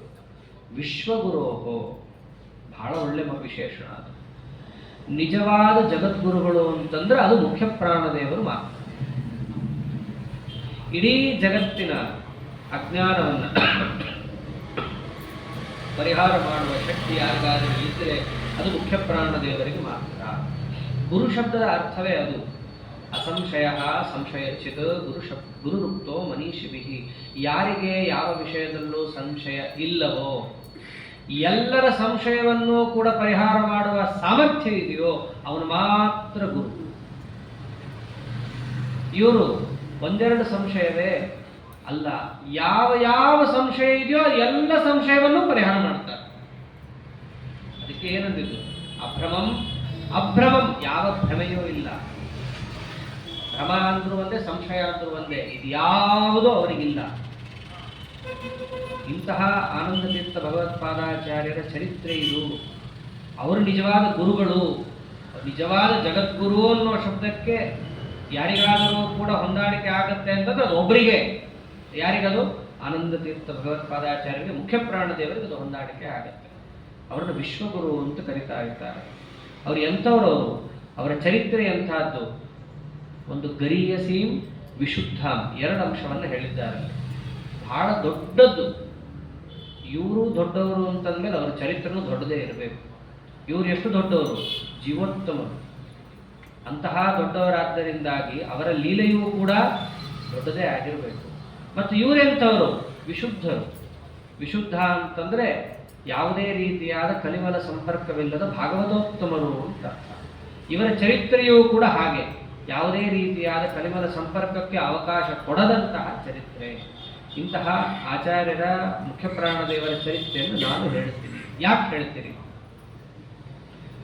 ಪಂಡಿತಾಚಾರ್ಯರ ಈ ಮಾತೆ ಮುಂದಿನ ಎಲ್ಲಾ ವ್ಯಾಖ್ಯಾನಕಾರರಿಗೂ ಬೀಜ. ಗುರುಗಳ ಚರಿತ್ರೆಯನ್ನು ನಾವು ಯಾಕೆ ಹೇಳಬೇಕು ಅಂತಂದ್ರೆ, ಮುಕುಂದ ಭಕ್ತಿ ಗುರುಭಕ್ತಿ ಜಾಯೈ ಸತಾಂ ಪ್ರಸತ್ತೇ ಚ ನಿರಂತರಾಯೈ. ನಮಗೆ ಬೇಕಾಗಿರೋದೇನು? ಮೋಕ್ಷ. ಮೋಕ್ಷ ಬೇಕು ಅಂತಂದ್ರೆ ಮೋಕ್ಷ ಯಾರ ಹಿಡಿತದಲ್ಲಿದೆಯೋ ಅವನು ಸ್ತೋತ್ರ ಮಾಡಬೇಕು. ಮೋಕ್ಷ ಕೊಡೋನು ಯಾರು? ಮುಕುಂದ. ಒಂದೊಂದು ಶಬ್ದಕ್ಕೂ ಅರ್ಥ ಇದೆ. ಮುಕುಂದ, ಮೋಕ್ಷವನ್ನ ಕೊಡುವಂತಹ ವ್ಯಕ್ತಿಯಾದ ಶ್ರೀಕೃಷ್ಣ ಪರಮಾತ್ಮ. ಅವನನ್ನು ಭಕ್ತಿ ಮಾಡಿದ್ರೆ ನಿಮಗೆ ಮೋಕ್ಷ ಸಿಗತ್ತೆ. ಹೀಗಿದ್ದಾಗ ಅವನಲ್ಲಿ ನೀವು ಭಕ್ತಿಯನ್ನು ಮಾಡದೆ ಆಚಾರ್ಯರ ಚರಿತ್ರೆ ಯಾಕೆ ಹೇಳ್ತೀರಾ? ಮುಕುಂದ ಭಕ್ತಿ ಬರಬೇಕು ಅಂದ್ರೆ ಮುಕುಂದರ ಮಾಹಾತ್ಮ್ಯ ಹೇಳ್ರಿ, ಮುಕುಂದರ ಅವತಾರ ಲೀಲೆಯನ್ನು ಹೇಳ್ರಿ, ಅದನ್ನು ಕೇಳೋಣ. ವಾಯುದೇವರ ಅವತಾರ ಲೀಲೆಯಿಂದ ಏನು ತಾನೇ ಪ್ರಯೋಜನ ಇದೆ? ಅದಕ್ಕಂದ್ರು ಪಂಡಿತಾಚಾರ್ಯರು ಅವನಲ್ಲಿ ಭಕ್ತಿ ಬರಬೇಕು. ನಿಜ, ಅವನಲ್ಲಿ ಭಕ್ತಿ ಬರಬೇಕು ಅಂತಂದ್ರೆ ಹೇಗೆ ಸಾಧ್ಯ? ಗುರುಭಕ್ತಿ ಜಾಯೈ. ಪರಮಾತ್ಮನಲ್ಲಿ ನಿಮಗೆ ಉತ್ಕೃಷ್ಟವಾದ ಭಕ್ತಿ ಬರಬೇಕಾ? ಒಂದೇ ದಾರಿ. ನಿಮಗೆ ಮೊದಲು ಗುರುಭಕ್ತಿ ಇದ್ರೆ ಆಮೇಲೆ ಹರಿಭಕ್ತಿ ಹುಟ್ಟುತ್ತೆ. ಗುರುಭಕ್ತಿಯಿಂದ ಹರಿಭಕ್ತಿ ಯಾವುದು ಬರುತ್ತೋ ಅದು ಮೋಕ್ಷಕ್ಕೆ ಕಾರಣ. ಸುಮ್ಮನೆ ದೇವರಲ್ಲಿ ಭಕ್ತಿ ಬಂದ ಮಾತ್ರಕ್ಕೆ ಅದು ಮೋಕ್ಷಕ್ಕೆ ಕಾರಣ ಆಗೋದಿಲ್ಲ. ಗುರುಭಕ್ತಿ ಪುರಸ್ಸರವಾಗಿ ಬಂದ ಹರಿಭಕ್ತಿಯೇ ಮೋಕ್ಷಕ್ಕೆ ಕಾರಣ. ಆದ್ದರಿಂದ ಗುರುಭಕ್ತಿ ಎಂಬುದು ಬರಬೇಕು ಅಂತಂದ್ರೆ ಗುರುಗಳ ಮಹಾತ್ಮೆ ಗೊತ್ತಿರಬೇಕು. ಗುರುಗಳ ಮಹಾತ್ಮೆ ಗೊತ್ತಿರಬೇಕು ಅಂದ್ರೆ ಗುರುಗಳ ಅವತಾರದ ಲೀಲೆಯನ್ನ ಅವರು ಕೇಳಲೇಬೇಕು. ಅವತಾರ ಲೀಲೆಯನ್ನು ಕೇಳಿದಾಗ ಅವರ ಮಹಾತ್ಮೆ ದೃಢವಾಗುತ್ತೆ. ಮಹಾತ್ಮೆ ದೃಢವಾದಾಗ ಅವರಲ್ಲಿ ಪ್ರೀತಿ ಉಕ್ಕೇರುತ್ತೆ. ಆ ಗುರುಗಳಲ್ಲಿ ಭಕ್ತಿ ಹೆಚ್ಚಾದಾಗ ಅದರಿಂದ ಬರುವಂತಹ ಇಂತಹ ಗುರುಗಳಿಗೂ ವರಪ್ರದನಾದಂತಹ ಕೃಷ್ಣ ಪರಮಾತ್ಮ ಅಂತ ಸ್ವಲ್ಪ ತಿಳಿದರೂ ಸಾಕು, ಆ ಜ್ಞಾನಭಕ್ತಿ ವೈರಾಗ್ಯಗಳೇ ನಮ್ಮ ಮೋಕ್ಷಕ್ಕೆ ಕಾರಣವಾಗುತ್ತೆ. ಅಷ್ಟೇ ಅಲ್ಲ, ನಾವು ಈ ವಾಯುದೇವರ ಚರಿತ್ರೆ ಹೇಳೋದ್ರಿಂದ ಏನೇನು ಪ್ರಯೋಜನ ಆಗುತ್ತೆ ಅದನ್ನು ಹೇಳ್ತಾರೆ. ಸತಾಂ ಪ್ರಸತ್ತೇತಿ ನಿರಂತರಾಗಿ, ಇದನ್ನ ಬಹಳ ಮಹತ್ವ ಇದೆ. ಮಧ್ವಿಜಯವನ್ನ ಹೇಳಿದ ಮಾತ್ರಕ್ಕೆ ಸಮಸ್ತ ಸೌಭಾಗ್ಯಗಳು ಒದಗುತ್ತೆ ಅಂತೀವಲ್ಲ, ಯಾಕೆ ಒದಗುತ್ತೆ? ಪಂಡಿತಾಚಾರ್ಯ ಉತ್ತರ ಕೊಟ್ಟರು, ಸತಾಂ ಪ್ರಸತ್ತೈಚ ನಿರಂತರಾಗಿ, ಎಲ್ಲಾ ಸಜ್ಜನರಿಗೂ ಕೂಡ ಪ್ರಸನ್ನತೆ ಉಂಟಾಗತ್ತೆ. ಯಾರು ಸಜ್ಜನರು? ರುದ್ರದೇವರಿಂದ ಆರಂಭ ಮಾಡಿಕೊಂಡು ಎಲ್ಲಾ ಸಜ್ಜನರು, ದೇವಾದಿ ದೇವತೆಗಳು, ಆಚಾರ್ಯರ ಚರಿತ್ರೆಯನ್ನು ಯಾರು ಹೇಳ್ತಾರೋ ಕೇಳ್ತಾರೋ ರುದ್ರಾದಿ ದೇವತೆಗಳು ಅವ್ರಿಗೆ ಬಂದು ಅನುಗ್ರಹ ಮಾಡುತ್ತಾರೆ. ಮಧ್ವರಾಯರ ಚರಿತ್ರೆ ಹೇಳ್ತಿದ್ದಾನೆ, ಇವ್ರಿಗೆ ಏನು ಬೇಕೆಲ್ಲ ಕೊಟ್ಟುಬಿಡೋಣ ಅಂತ. ಸಜ್ಜನರಿಗೆ ಅತ್ಯಂತ ಪ್ರಸನ್ನತೆ ಎಂಬುದು ಉಂಟಾಗತ್ತೆ ಆಚಾರ್ಯರ ಮಹಾತ್ಮ್ಯವನ್ನ ನಾವು ಹೇಳೋದು ಕೇಳೋದ್ರಿಂದಾಗಿ. ಅದಕ್ಕೋಸ್ಕರವೂ ನಾವು ಆಚಾರ್ಯರ ಚರಿತ್ರೆಯನ್ನು ಹೇಳ್ತೀವಿ ಅಂತ ಹೇಳಿ 3 ಕಾರಣ ಕೊಟ್ಟದ್ದು. ದೇವರಲ್ಲಿ ಭಕ್ತಿಗೋಸ್ಕರ ವಾಯುದೇವರ ಲೀಲಾವರ್ಣನ. ದೇವರಲ್ಲಿ ಭಕ್ತಿ ಯಾವಾಗ ಬರುತ್ತೆ? ಗುರುಗಳಲ್ಲಿ ಭಕ್ತಿ ಬಂದಾಗ. ಆದ್ದರಿಂದ ಗುರುಗಳಲ್ಲಿ ಭಕ್ತಿಗೋಸ್ಕರವಾಗಿ ನಾವು ವಾಯುದೇವರ ಲೀಲೆಯನ್ನು ವರ್ಣಿಸ್ತಾ ಇದ್ದೇವೆ. ವಾಯುದೇವರ ಲೀಲೆಯನ್ನು ವರ್ಣನ ಮಾಡೋದ್ರಿಂದ ಇನ್ನೊಂದು ಪ್ರಯೋಜನ ಏನು? ಸಮಸ್ತ ಸಜ್ಜನರ ಪ್ರಸನ್ನತೆ. ಅವರ ಪ್ರಸನ್ನತೆ ಆದರೆ ನಮ್ಮ ಸಾಧನ ಸಂಪತ್ತು ಒದಗುತ್ತೆ. ಅದು ಸಾಧನ ಸಂಪತ್ತು ಒದಗಿದಾಗ ನಮಗೆ ಮೋಕ್ಷ ಸಿದ್ಧಿಯಾಗತ್ತೆ. ಹೀಗೆ ಅವತರಣಿಕೆಯನ್ನ ಪಂಡಿತಾಚಾರ್ಯರು ಕೊಟ್ಟು, ನಾನು ವಾಯುದೇವರ ಅವತಾರ ಲೀಲೆಯನ್ನು ಹೇಳ್ತಾ ಇದ್ದೀನಿ. ನಾವು ಹೇಳ್ತೀವಿ ಅಂದ್ರೆ ಆಗುವಂಥದ್ದ ಇದು. ಎಂಥ ರುದ್ರಾದಿ ದೇವತೆಗಳೇ ನಮ್ಮ ಮಾತನ್ನು ಹೇಳಕ್ಕಾಗಲ್ಲ ಅಂತ ಹೇಳಿ ವೇದವಾಕ್ಯಗಳನ್ನು ಬಳಸಿಕೊಂಡು ಬಳಿತ್ತಾ ತತ್ವಕುಶೇಧ ಇದರ್ಶತಂ ಅಂತ ಸ್ತೋತ್ರ ಮಾಡ್ತಾ ಇದ್ದಾರೋ, ನಮ್ಮಂತಹ ಸಣ್ಣ ಮಂದಮತಿಗಳು ಮಾತಾಡೋದೇ ಸ್ವಲ್ಪ ಮಾತಾಡಿದ್ರು ಅದರಲ್ಲಿ ತುಂಬಾ ಅರ್ಥ ತುಂಬುತ್ತೀವ, ಅಷ್ಟು ಬುದ್ಧಿ ಇದೆಯಾ, ಅಷ್ಟು ಬುದ್ಧಿಯೂ ಇಲ್ಲ ನಮಗೆ ಅಂತ ನಮ್ಮಂಥವರು ಆಚಾರ್ಯರ ಚರಿತ್ರೆಯನ್ನ ಹೇಳ್ತೀವಿ ಕೇಳ್ತೀವಿ ಅಂತಂದ್ರೆ ಜನರೆಲ್ಲ ಬೈತಾರೆ ನಮ್ಮ. ಅದಕ್ಕೆ ನಾವು ಅಷ್ಟೆಲ್ಲ ಸಾಹಸಕ್ಕೆ ಹೋಗಲ್ಲ. ನಾನೇನಾದರೂ ಆಚಾರ್ಯ ಚರಿತ್ರೆಯನ್ನು ಹೇಳ್ತಿದ್ದೀನಿ ಅಂತಂದ್ರೆ ಜನರು ನನ್ನ ಮೇಲೆ ಕರುಣೆ ಮಾಡಲಿ. ಯಾಕೆ? ಏನೋ ದೊಡ್ಡವ್ರ ಚರಿತ್ರೆ ಹೇಳ್ತಾನಲ್ಲಪ್ಪ ಅನ್ನೋ ಒಂದು ಗುಣವನ್ನು ನೀವು ಸ್ವೀಕಾರ ಮಾಡಿ. ರುದ್ರದೇವರೇ ವೇದದಿಂದ ಕೊಂಡಾಡ್ತಾರೆ, ನಿನ್ನ ಯೋಗ್ಯತೆ ಏನೋ? ಸಣ್ಣ ವಾಕ್ಯದಿಂದ ಮಾತಾಡುವಂತಹ ಬಾಲಕ ನೀನು. ಆಚಾರ್ಯ ಚರಿತ್ರೆಯನ್ನು ಹೇಳಿಕ್ಕೆ ನಿಮಗಾಗತ್ತಾ ಅಂತಂದ್ರೆ ಹೌದು, ಆಗಲ್ಲ. ಆದರೆ ಹೇಳ್ತೀನಿ ಅನ್ನೋ ಒಂದು ನಮ್ಮ ಒಂದು ಮನಸ್ಥಿತಿ ಇದೆಯಲ್ಲ, ಆ ಮನಸ್ಥಿತಿ ಎಂಬ ಗುಣವನ್ನು ನೀವು ಗ್ರಹಿಸಿ. ಎಷ್ಟೋ ಬಾರಿ ಆಗತ್ತೆ, ರಾಯರ ಸೇವೆ ಮಾಡ್ತೀವಿ ಅಂತ ಹೋಗ್ತೀವಿ, 48 ದಿನ ಮಾಡ್ತೀವಿ ಅಂತ ಹೋಗ್ತೀವಿ. ಕೆಲವೊಮ್ಮೆ ರಾಯರ ಇಚ್ಛಾ ಇದ್ರೆ ಆಗತ್ತೆ, ಕೆಲವೊಮ್ಮೆ ಆಗಲ್ಲ. ಆದ್ರೆ ಹೋಗ್ತೀನಿ ಅಂತ ಒಂದು ಮನಸ್ಥಿತಿಯಿಂದ ಹೋಗ್ತಾರಲ್ಲ, ಆ ಗುಣಾಂಶವನ್ನು ಸ್ವೀಕರಿಸಿ ಎಷ್ಟೋ ಬಾರಿ ರಾಯರು ಕಾದು ಬಿಡ್ತಾರೆ. ಹಾಗೆ ಆ ಗುಣಾಂಶವನ್ನು ಸ್ವೀಕರಿಸಿ ಸಜ್ಜನರು ನನ್ನ ಮೇಲೆ ಕರುಣೆಯನ್ನು ಮಾಡಲಿ. ಅಲ್ಲ, ಆಚಾರ್ಯರ ಚರಿತ್ರೆ, ವಾಯುದೇವರ ಚರಿತ್ರೆಯನ್ನು ನೀವು ಹೇಳ್ತಿದ್ದೀರಲ್ಲ, ಇದನ್ನ ಚರಿತ್ರೆಯನ್ನು ಹೇಳ್ತೀನಿ ಅಂದ್ರೆ ಸಾಮಾನ್ಯವಾಗಿ ಒಂದು ರೀತಿಯಾಗಿ ಬಣ್ಣಿಸಬೇಕು ಅಲ್ವಾ? ಮಹಾಕಾವ್ಯ ಅಂದ್ರೆ ಏನು? ಯಾರು ಕಥಾನಾಯಕನೋ ಅವನನ್ನು ಚೆನ್ನಾಗಿ ವರ್ಣಿಸಿದರೆ ಅದನ್ನೊಂದು ಕಾವ್ಯ ಅಂತ ಕರೀತಾರೆ. ಬೈದ್ರ ಕಾವ್ಯ ಯಾಕಾಗತ್ತೆ? ಹಾಗೆ ಇಲ್ಲ, ಆಚಾರ್ಯರ ಕಾವ್ಯವನ್ನು ನಾನು ಮಾಡ್ತೀನಿ ಹೇಳ್ತೀನಿ ಅಂತ ಹೊರಟಾಗ ಅಂತಹ ಆಚಾರ್ಯರ ಚರಿತ್ರೆ ನಾನೇನು ಬಣಿಸೋದಿದೆ? ಕಿಂ ತತ್ರ ಚಿತ್ರಂ ಚರಿತಂ ನಿವೇದ್ಯಂ. ಯಾವ ಕ್ರಿಯೆಗಳು ಜಗತ್ತಲ್ಲಿ ನಡೀತಾ ಇದ್ದಾವೋ ಅದೆಲ್ಲವೂ ಅವರಿಂದಲೇ ಆಗ್ತಾ ಇರೋದು. ನೀವು ಉಸಿರಾಡ್ಬೇಕಾ ಅವರೇನೆ, ಪದಾರ್ಥಗಳು ಮೇಲೆ ಕೆಳಗೆ ಹೋಗ್ಬೇಕಾ ಅವರಿಂದಲೇ, ಜಗತ್ತಿನಲ್ಲಿ ಯಾವ ಯಾವ ಕ್ರಿಯೆಗಳು ಅಂತಿದ್ದಾವೋ ಅದಷ್ಟು ಅವರಿಂದಲೇ ಆಗ್ತಾ ಇದ್ದಾಗ ಅವರ ಮಹತ್ವವನ್ನು ನಾನೇನು ಆಶ್ಚರ್ಯಕರ ಅಂತ ಹೇಳೋದಿದೆ? ನಾನೇನು ಹೇಳೋದಿಲ್ಲ. ಮತ್ತೆ ದೊಡ್ಡವರ ಚರಿತ್ರೆಯನ್ನು ನಾವು ಯಾಕೆ ಹೇಳ್ತಿರ್ತೀವಿ? ಮನೋವಿಶುದ್ಧೇ ಚರಿತಾನುವಾದ. ಒಂದೊಂದು ಶ್ಲೋಕಕ್ಕೂ ಬಹಳ ಚೆನ್ನಾಗಿ ಸಂಬಂಧ ಇದೆ. ಭಕ್ತಿ ಎಂಬುದು ಹುಟ್ಟಬೇಕು ನಮ್ಮಲ್ಲಿ. ಭಕ್ತಿ ಅನ್ನೋದು ಒಂದು ಮನಸ್ಸಿನ ಭಾವನೆ. ಮನಸ್ಸು ಸ್ವಚ್ಛವಾದಾಗ ಭಕ್ತಿ ಹುಟ್ಟುತ್ತೆ. ಎಲ್ರಿಗೂ ಬೇಕಾಗಿರೋದು ಅದೇ, ಸ್ವಚ್ಛವಾದ ಮನಸ್ಸು. ಮನಸ್ಸು ಸ್ವಚ್ಛ ಆಗೋದು ಹೇಗೆ? ಅದೊಂದು ದೊಡ್ಡ ಕೆಲಸ ಅಲ್ಲ. ಮನಸ್ಸು ಸ್ವಚ್ಛ ಇರಬೇಕು, ಮನಸ್ಸು ಸ್ವಚ್ಛ ಇರಬೇಕು. ಹೌದು, ಹೇಗೆ ಆಗೋದು ಹೇಗೆ? ಮನೋವಿಶುದ್ಧೈ ಚರಿತಾನುವಾದ. ನಿಮ್ಮ ಮನಸ್ಸು ಸ್ವಚ್ಛ ಆಗಬೇಕು ಅಂದ್ರೆ ಒಂದೇ ದಾರಿ, ಆಚಾರ್ಯರ ಚರಿತ್ರೆಯನ್ನ ನಿತ್ಯ ಅನುಸಂಧಾನ ಮಾಡುವುದು. ಅದ್ಯಾಕದು ಔಷಧಿ ಅದಕ್ಕೆ ಅಂತಂದ್ರೆ, ಮನಸ್ಸಿನಲ್ಲಿರುವ ಕೊಳೆ ಅಂದ್ರೆ ಕಲಿ. ಆ ಕಲಿ ಹೋಗಬೇಕು ಅಂತಂದ್ರೆ ಕಲಿಗೆ ವಿರೋಧಿಗಳಾದಂತಹ ಕಲಿಯನ್ನು ಪೂರ್ಣ ಕಿತ್ತೊಗಲಿಕ್ಕೆ ಸಮರ್ಥರಾದ ಆಚಾರ್ಯರ ಸನ್ನಿಧಾನ ಬರಬೇಕು. ಆಚಾರ್ಯರ ಸನ್ನಿಧಾನ ಬರೋದು ಯಾವಾಗ ಅಂದ್ರೆ ಆಚಾರ್ಯರ ಚರಿತ್ರೆಯನ್ನು ನಮ್ಮ ಮನಸ್ಸಿನಲ್ಲಿ ಅನುಸಂಧಾನ ಮಾಡಿದಾಗ. ಆದ್ದರಿಂದ ಆಚಾರ್ಯರ ಚರಿತ್ರೆಯನ್ನು ಹೇಳೋದು ಕೇಳೋದು ನಮ್ಮ ಮನಸ್ಸಿನಲ್ಲಿರುವ ಕಲಿಮಲವನ್ನು ದೂರ ಮಾಡಲಿಕ್ಕೆ ಅದು ಅತ್ಯಂತ ಕಾರಣ ಆಗುತ್ತೆ. ಆದ್ದರಿಂದ ನಮ್ಮ ಮನಸ್ಸು ಶುದ್ಧವಾಗ್ತಾ ಇಲ್ಲ, ನಮ್ಮ ಮನಸ್ಸಿಗೆ ಏನಾದರೂ ಕಸಿರಿಸಿ ಆಗ್ತಾ ಇದೆ ಅಂತಂದ್ರೆ ಏನು ಮಾಡೋದು ಬೇಡ. ವಾಯುಸ್ತುತಿ ಪಾರಾಯಣ ಮಾಡಲಿ, ಮಧ್ವಿಜಯವನ್ನು ಪಾರಾಯಣ ಮಾಡಲಿ. ಅದರಂತೆ ಕನ್ನಡದಲ್ಲೂ ಸುಮಧ್ವಿಜಯ ಅಂತ ಇದೆ, ಕನ್ನಡ ಸುಮಧ್ವಿಜಯ ಅಂತ ದಾಸರಾಯರು ಮಾಡಿಕೊಟ್ಟದ್ದು, ಅದನ್ನ ಪಾರಾಯಣ ಮಾಡಲಿ. ನಿಮ್ಮ ಮನಸ್ಸು ಸ್ವಚ್ಛ ಆಗೇ ಆಗತ್ತೆ. ನಾವು ಏನೇನೋ ದುಗುಡಗಳನ್ನ ಮನಸ್ಸಿನಲ್ಲಿ ತುಂಬಿಕೊಂಡು ಎಷ್ಟೋ ಬಾರಿ ಆ ಅವಸ್ಥೆಯನ್ನು ಅನುಭವಿಸೇ ಇರ್ತೀವಿ ಜೀವನದಲ್ಲಿ. ಏನು ಮಾಡಬೇಕಂತ ದಾರಿ ಕೂಡ ತೋಚ್ತಾ ಇರಲ್ಲ. ಆ ಸಮಯದಲ್ಲಿ ಏನು ಮಾಡೋದು ಬೇಡ. ಸ್ವಾಮಿ, ನಿಮ್ಮ ಪಾದಕ್ಕೆ ನಾ ಬಂದು ಬಿದ್ದಿದ್ದೀನಿ, ನಿಮ್ಮ ಚರಿತ್ರೆಯನ್ನು ನನ್ನ ಕೈಲಾದಷ್ಟು ಅನುಸಂಧಾನವನ್ನು ಮಾಡ್ತೀನಿ. ಅನುಸಂಧಾನ ಆಗುತ್ತೋ ಬಿಡುತ್ತೋ, ಆ ದೊಡ್ಡವರ ಮಾತು ಏನಿತ್ತಲ್ಲ, ಎನ್ನ ಮಾತಲ್ಲವಿದು ಎನ್ನ ಪಿರಿಯರ ಮಾತು, ಅಂತಹ ದೊಡ್ಡ ದೊಡ್ಡ ಜ್ಞಾನಿಗಳ ಮಾತನ್ನ ನಮ್ಮ ಬಾಯಲ್ಲಿ ಒಮ್ಮೆ ಹೇಳಿದ್ರೆ ಸಾಕು, ನಮ್ಮ ಮನಸ್ಸು ಶುದ್ಧ ಆಗೋಗುತ್ತೆ. ಏನೇನು ಭಯ ಪಟ್ಟುಕೊಂಡು ನಮ್ಮ ಮನಸ್ಸನ್ನು ಹಾಳು ಮಾಡ್ಕೊಂಡಿರ್ತೀವೋ ಆ ಮನಸ್ಸು ಅಷ್ಟು ಶುದ್ಧವಾಗತ್ತೆ. ಮನಸ್ಸು ನಿರ್ಮಲವಾಯಿತು ಅಂದ್ರೆ ಮುಂದಿನ ಎಲ್ಲ ಕೆಲಸ ಸರಾಗವಾಗುತ್ತೆ. ಇದು ಏನೋ ಊಹಾತೀತವಾದದ್ದೇನಲ್ಲ, ಎಲ್ಲರೂ ಅನುಭವಿಸಬಹುದಾದಂತಹ ಅಂಶ. ಮಧ್ವಿಜಯವನ್ನ ರಾಗವಾಗಿ ನಮ್ಮ ಆಚಾರ್ಯ ಮನೆಯಲ್ಲಿ ಹೇಳ್ಕೊಡ್ತಾ ಇದ್ರು. ಆ ರೀತಿಯಲ್ಲಿ ಸುಮ್ಮನೆ 16 ಸರ್ಗ ಪಾರಾಯಣ ಮಾಡಿದ್ರೆ ಸಾಕು, ಏನೋ ಒಂದು ರೀತಿಯಾದ ನೆಮ್ಮದಿ ಇರುತ್ತೆ. ವಿಷ್ಣು ತೀರ್ಥರು ಮುಂತಾದ ಜ್ಞಾನಿಗಳಂತೂ ನಿತ್ಯ ಅವರ ಜೀವನದಲ್ಲಿ ಅದನ್ನು ಅಳವಡಿಸ್ಕೊಂಡ್ಬಿಟ್ಟಿದ್ರು. ದಿನಾಗ್ಲೂ ಹೆಂಗೆ ನಾವು ವಾಯುಸ್ತುತಿ ಪಾರಾಯಣ ಮಾಡ್ತೀವೋ ಹಂಗೋರು ಮಧ್ವಿಜಯ ಪಾರಾಯಣ ಮಾಡ್ತಾ ಇದ್ರು. ಅದರ ಮಹತ್ವ ಎಷ್ಟು ಅಂತಂದ್ರೆ, ಅವರ ಮಧ್ವಿಜಯದ ಸಿದ್ಧಿ. ಒಂದ್ಸರ್ತಿ ಅವ್ರಿಗೆ ಊಟಕ್ಕಿರಲಿಲ್ಲ ವಿಷ್ಣು ತೀರ್ಥರಿಗೆ. ಅವರು ಯಾವುದೋ ಒಂದು ಆಸನದ ಮೇಲೆ ಕೂತ್ಕೊಂಡು ಮಧ್ವಿಜಯವನ್ನು ಪಾರಾಯಣ ಮಾಡ್ತಾ ಇದ್ರು. ಹೆಂಡತಿ ಬಂದು ಹೇಳಿದ್ಲು, ಊಟಕ್ಕಿಲ್ಲ. ಏನು ಮುಂದೆ? ಏನಿಲ್ಲ. ಅವ್ರ ಆಸನದ ಕೆಳಗೆ ಒಂದು ಕಬ್ಬಿಣದ ತಗಡಿತ್ತು, ಅದ್ರ ಮೇಲೆ ಕೂತ್ಕೊಂಡು ಮಧ್ವಿಜಯ ಪಾರಾಯಣ ಮಾಡಿದ್ರು ಅಷ್ಟೇ. ಆಸನದ ಕೆಳಗಿರೋ ತಗಡು ಬಂಗಾರ ಆಗೋಗಿತ್ತು. ಆಚಾರ್ಯರ ಕೈಯಲ್ಲಿರೋದು ಅದನ್ನೇ ಉಚ್ಚಾವಚಾಯೇನ ಸಮಸ್ತ ಚೇಷ್ಟಾ ಕಿಂತತ್ರ ಚಿತ್ರಂ ಚರಿತಂ ನಿವೇದ್ಯಂ. ಅವ್ರ ಮನಸ್ಸಿಗೆ ಬಂದಿತ್ತು ಅಂತಂದ್ರೆ ಯಾವನ್ನ ಏನು ಬೇಕಾದ್ರೂ ಮಾಡಿ ಹಾಕ್ತಾರೆ. ಅದು ಮುಖ್ಯ ಪ್ರಾಣದೇವರ ಸಾಮರ್ಥ್ಯ, ಅವರ ಚರಿತ್ರೆಯ ಸಾಮರ್ಥ್ಯ.